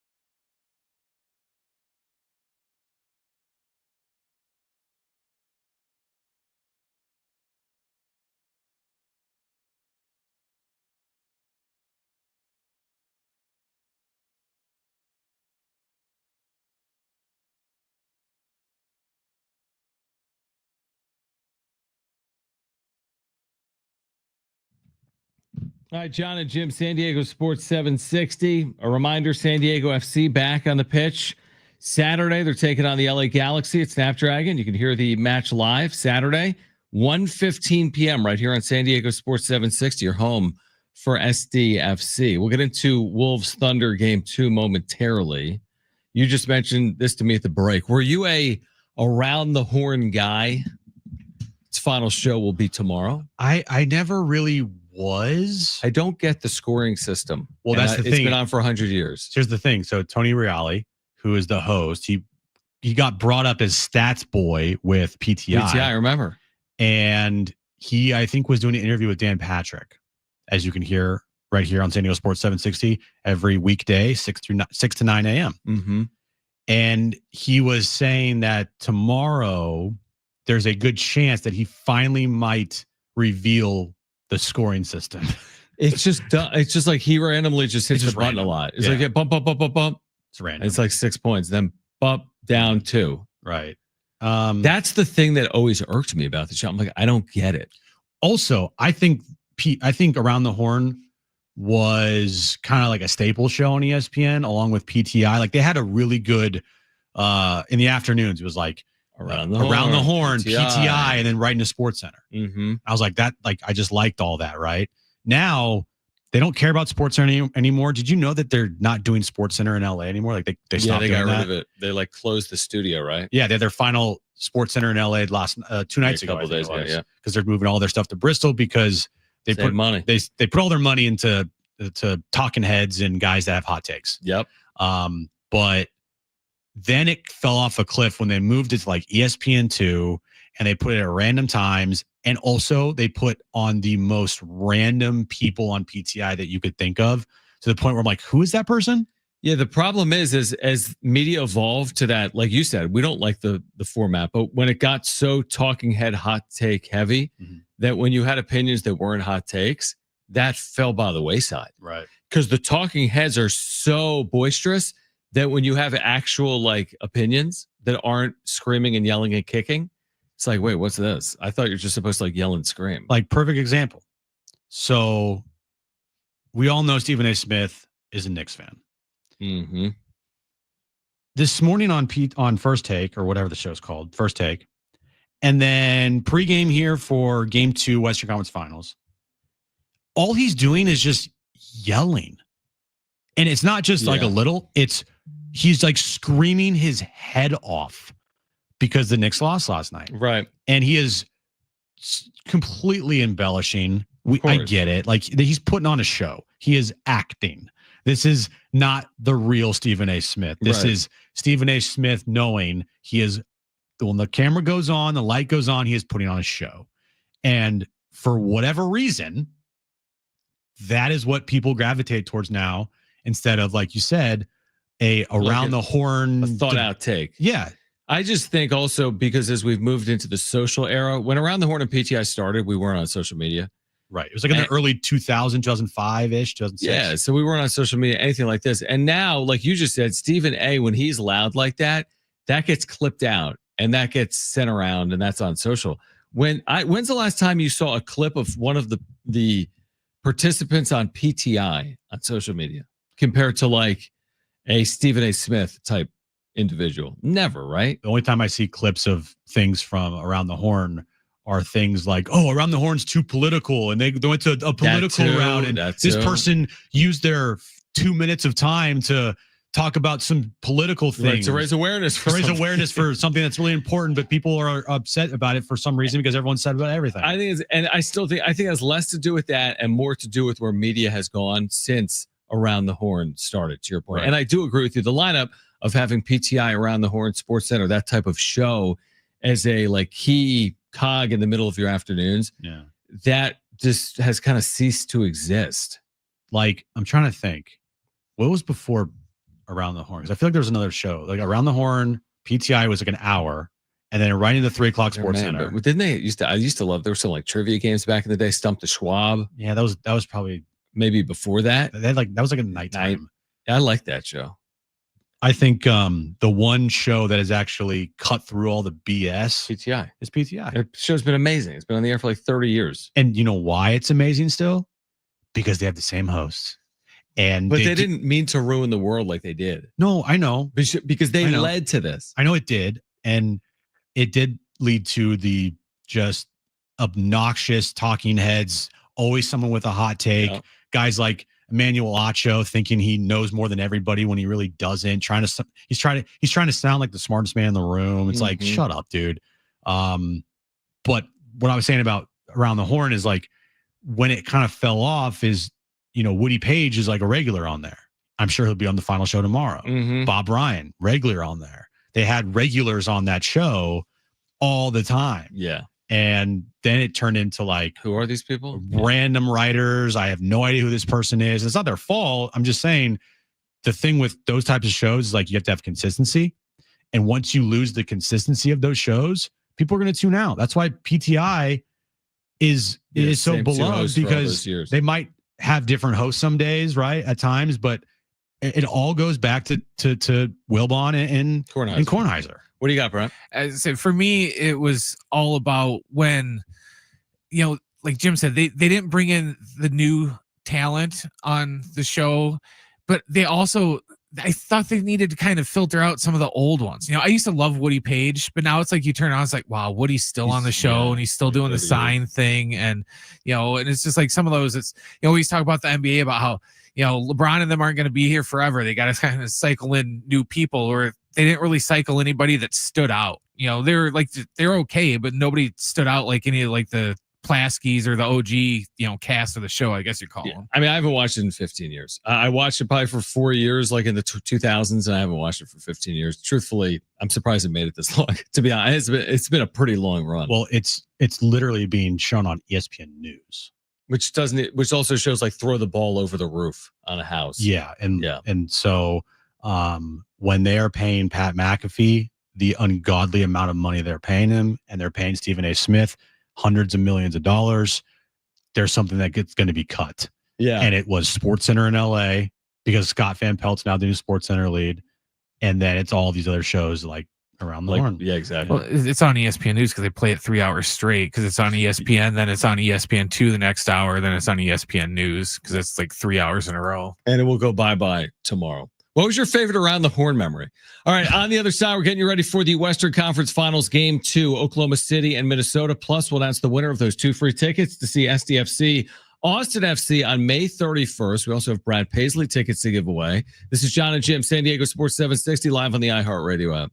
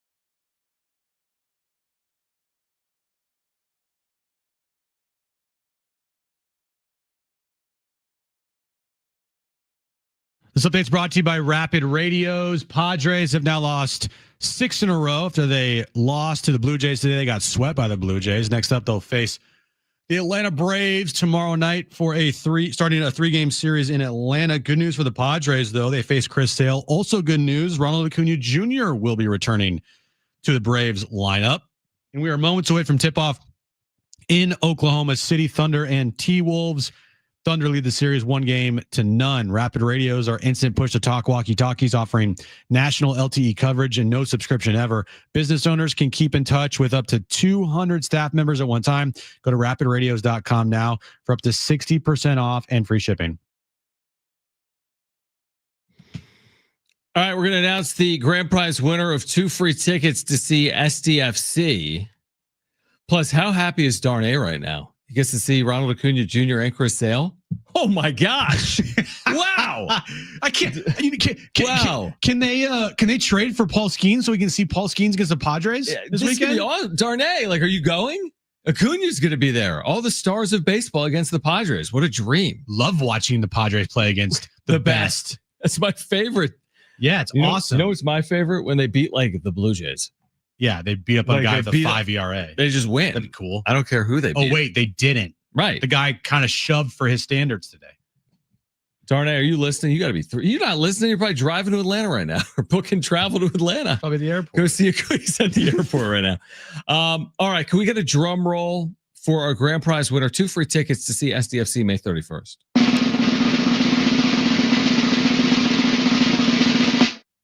Congratulations to Austin for winning tickets to see SDFC against Austin FC. First 25,000 fans get a cool beach towel, so make sure you show up and you are one of the first 25,000 fans, Austin. Yeah, that is cool that Austin is going to go see SDFC against Austin FC. By the way, California Bank and Trust giving away those tickets. It is the summer kickoff match, and it does feature, as Jim said, the beach towel giveaway. All right, Padres have lost 6 straight. Let's turn our attention here momentarily to the Western Conference Finals.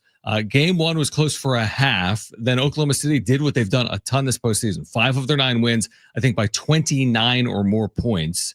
They're getting ready for Game 2. They're huge favorites again, Jim, by Western Conference Final standards. They're 9-point favorites tonight against Minnesota. Shai Gilgeous-Alexander is with the commissioner, Adam Silver, right now at midcourt, and he's being presented with his MVP trophy. Kind of does look like the MVP trophy is flopping, right? A little bit. That's a good line. A little bit. Yeah, a little bit. Like it doesn't look like the old NBA MVP trophy, but it looks smaller, doesn't it? Yeah, it's a redesign. Okay. It's a redesign. Okay. So yeah, I like it. It has a little bit of a flopping kind of shape Look to it. Yeah, it's perfect for SGA. So I've always found this interesting. You're doing the MVP. It's one thing to announce the winner during the season. You're awarding it during the season. But they always announce it around this time, regardless of if the team is in the postseason or not. Right. So he's getting presented with it. It's just one of those things. If I'm Minnesota, it's like when you hang a banner with another team in the building. If I'm Minnesota, I got everything in the world to play for. I'm trying to get to an NBA Finals too. Be interesting to see how the T-Wolves play tonight. Again, they played well for a half. Oklahoma City utterly dominated in the second half. And I'm just curious to see tonight. I think Oklahoma City is going to win this series in 5 games or less. And if that's the case, then Oklahoma City is going to win tonight as well. But yeah, he seems happy to get the MVP. He should be. Man, you know what? The crowd in OKC, it's so funny because they're all wearing same T-shirt. They are one of the few crowds in the NBA when the T-shirts are handed out, every single buddy in the crowd wears it. They love it. Now, I also love I don't love it, but it's just an interesting thing to see when they pan the crowd. You know where I'm going with this? Yeah, I don't know. Yes, yeah. It's a very Oklahoma City crowd, if you get what I'm saying. Well, we said the other day, I mean, you couldn't have more contrast than potentially Oklahoma City and New York. Oh, not even. Oh my gosh. You know, I mean, but it's because, it's a big country. There's different parts. I know. There's a lot of cities in this country. And the thing I appreciate about the NBA or the NFL is Oklahoma City can exist. What I mean by that is Major League Baseball. Oh, woe is me. I'm Pittsburgh. Small market. But Oklahoma City, right? Indiana, right? There's countless examples. In fact, the Knicks haven't won a title since 1973. They're in New York. Because you know what will happen is Shea will get the Supermax, which will pay him roughly $78 million a season. Right, which is, I think you said yesterday was 75, Because- right? What? $75 million. I think it's 78. Oh, 78. 78. Okay, I'm sorry. 78 a year. Okay. It's like a 5-year, $360 million contract. Because he now is in the super max category because he Makes sense. won the NBA MVP. Also, he's made multiple first All NBA teams. Has to at this point. And so like the escalator kicks in and guess what? The Thunder, the small market Thunder team is going to pay him that for $400 million. Almost $400 million.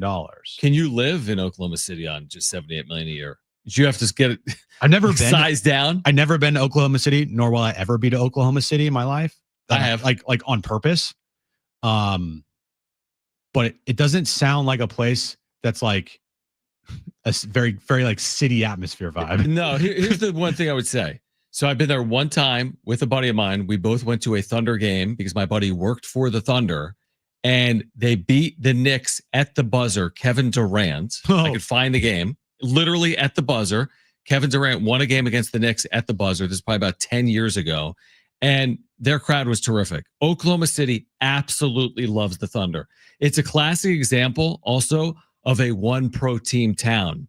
Portland, right, with the NBA. Mhm. San Diego now with Major League Baseball, by and large. And then Oklahoma City with the NBA. I know we have Major League Soccer. I know there's other sports. We have the rights to the Aztecs. We have college sports. So does Oklahoma. They have diehard college sports, right? Oklahoma and Oklahoma State. But Oklahoma City is the classic example of you're all in on the one team. Yeah. Where in LA, in New York, it was like 9 teams, right?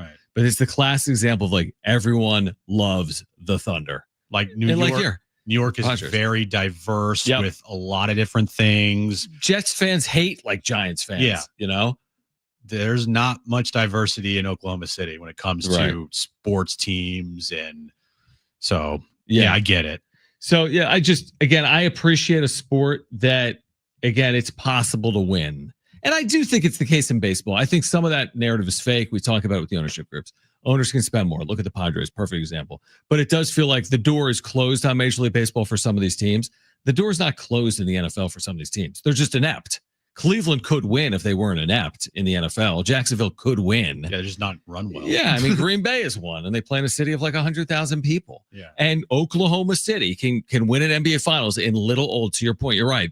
In kind of a mid-sized town in Middle America, that again, that situation wouldn't exist in Major League Baseball. Doesn't the Thunder feel like a college team? A little bit, yeah. College vibe. Yep. Yeah. Of, you know. Again, they got passionate fans. And game 2 is coming up tonight. Oklahoma City and Minnesota after the Thunder won game 1. Last night was just terrific, obviously, in the Eastern Conference. Ratings through the roof. We didn't talk about that. Highest since 2018. Shocker. So let me get this straight. Not two, but one big market, 2 teams that are, have history with each other. Over the course of the last 30 years have been rivals with each other. Mm-hmm. Last time they met in the postseason, or the Eastern Conference Finals, was back in '99. Yep. You don't have like the superstar players, but New York market, you have an infinitely better broadcast on NBA on TNT, infinitely better, not play-by-play, man, because I think Mike Breen's amazing, but just the overall. They do a nice job. The overall, production value of last night's game 1 felt like a big game. It felt like the Eastern Conference Finals. This on ESPN, it's bad, dude. I'm sorry, it's bad. Yeah, I completely agree with that. By the way, last night, 6.6 million viewers on TNT. I mean, that's a big number for TNT. It's up over last year's games on ESPN. Again, that was Pacers Celtics a year ago. But 6.6 million viewers, again, the highest since 2018 for the opening game of the Eastern Conference Finals. There's only a few players in the league that can draw ratings. There's a few teams that can draw ratings. Yep. Off the top of my head, it's LeBron, it's Steph. Those are the 2 right there. Yep. New York, if they're in the postseason in the Eastern Conference Finals, or hell, the NBA Finals, that's going to be massive ratings there. Who else? I think trying to think. Give me another name. You said Lakers. You said Celtics. You said Celtics. Celtics as a team are just going to draw. Yeah. Jason Tatum, not so much over the Celtics as a brand. Exactly.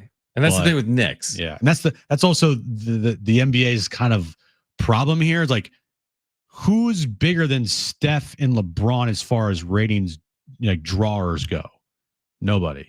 We all talk about Anthony Davis. I think Anthony Davis to me is a much better watch than SGA, but he also is in this game and they drew the worst rating since 2013. So what does that say about Anthony Davis? Yeah, it's a good point. It's a good point. Or is it because the Thunder are not a good watch? Or is it because, again, for the first time in 20 years, you don't have a big Western brand in it where you're so used to seeing Warriors and Lakers, even the Spurs. I know they're boring, but last 25 years, you've had a lot of the same teams in the Western Conference Finals. Does it also, it's going to sound kind of weird.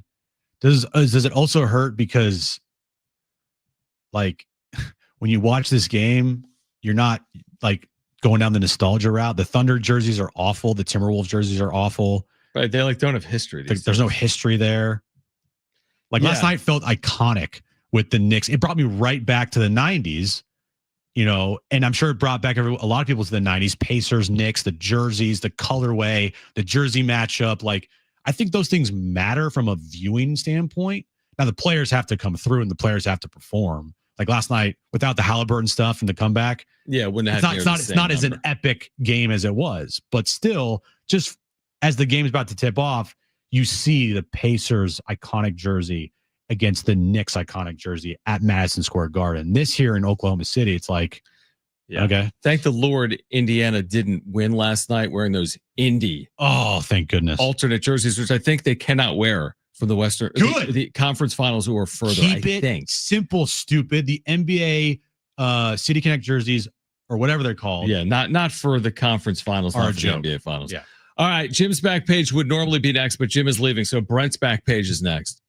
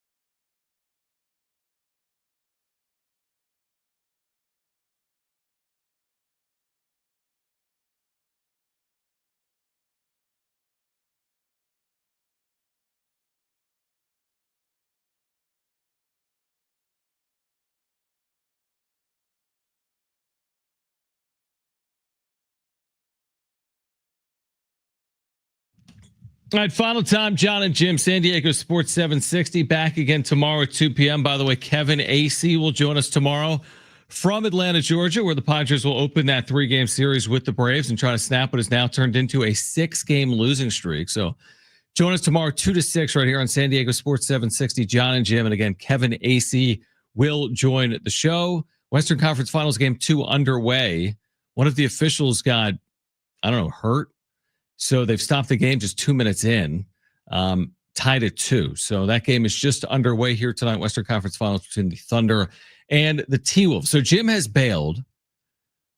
Now, he hasn't told us necessarily as to why, but I bailed so many times during the segment that I'm not going to call him out.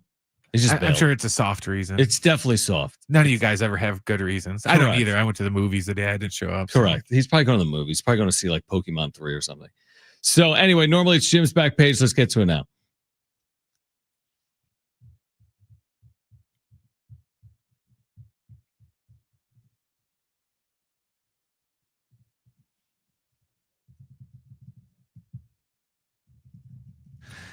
All right, we're going to start with a non-food related story today. You remember how the new Pope is from Chicago, John? Yeah. And he had his own Topps card and everything else a couple weeks ago.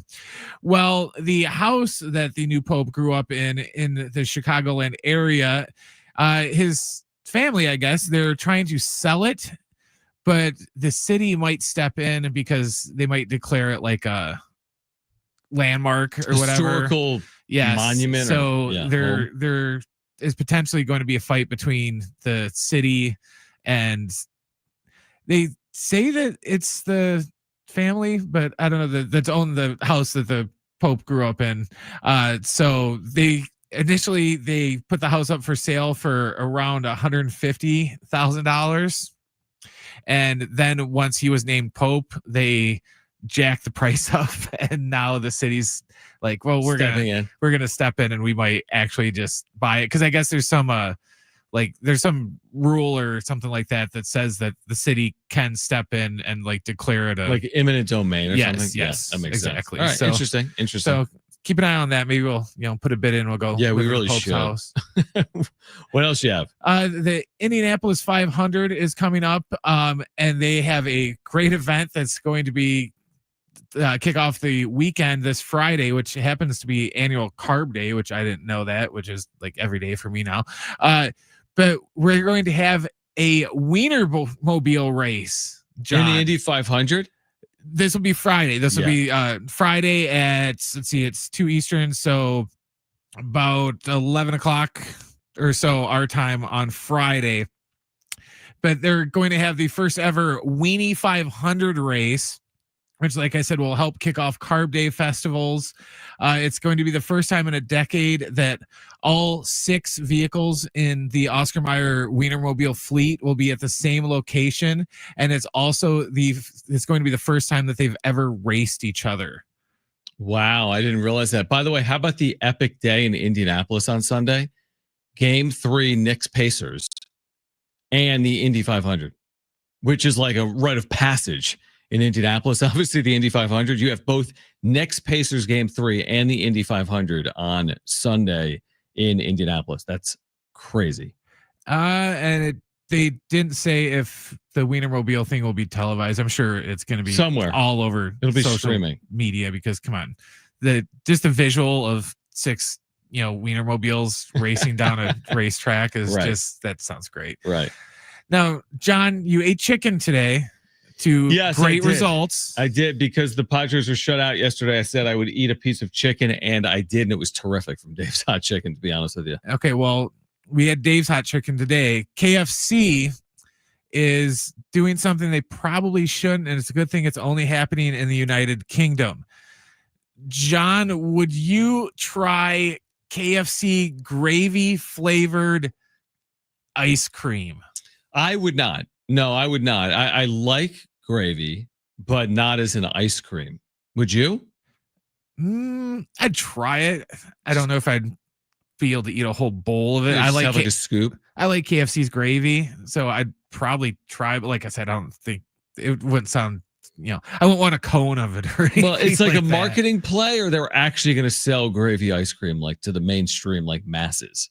It doesn't look like it's mainstream. It's right now. It's only in UK at certain KFC stores.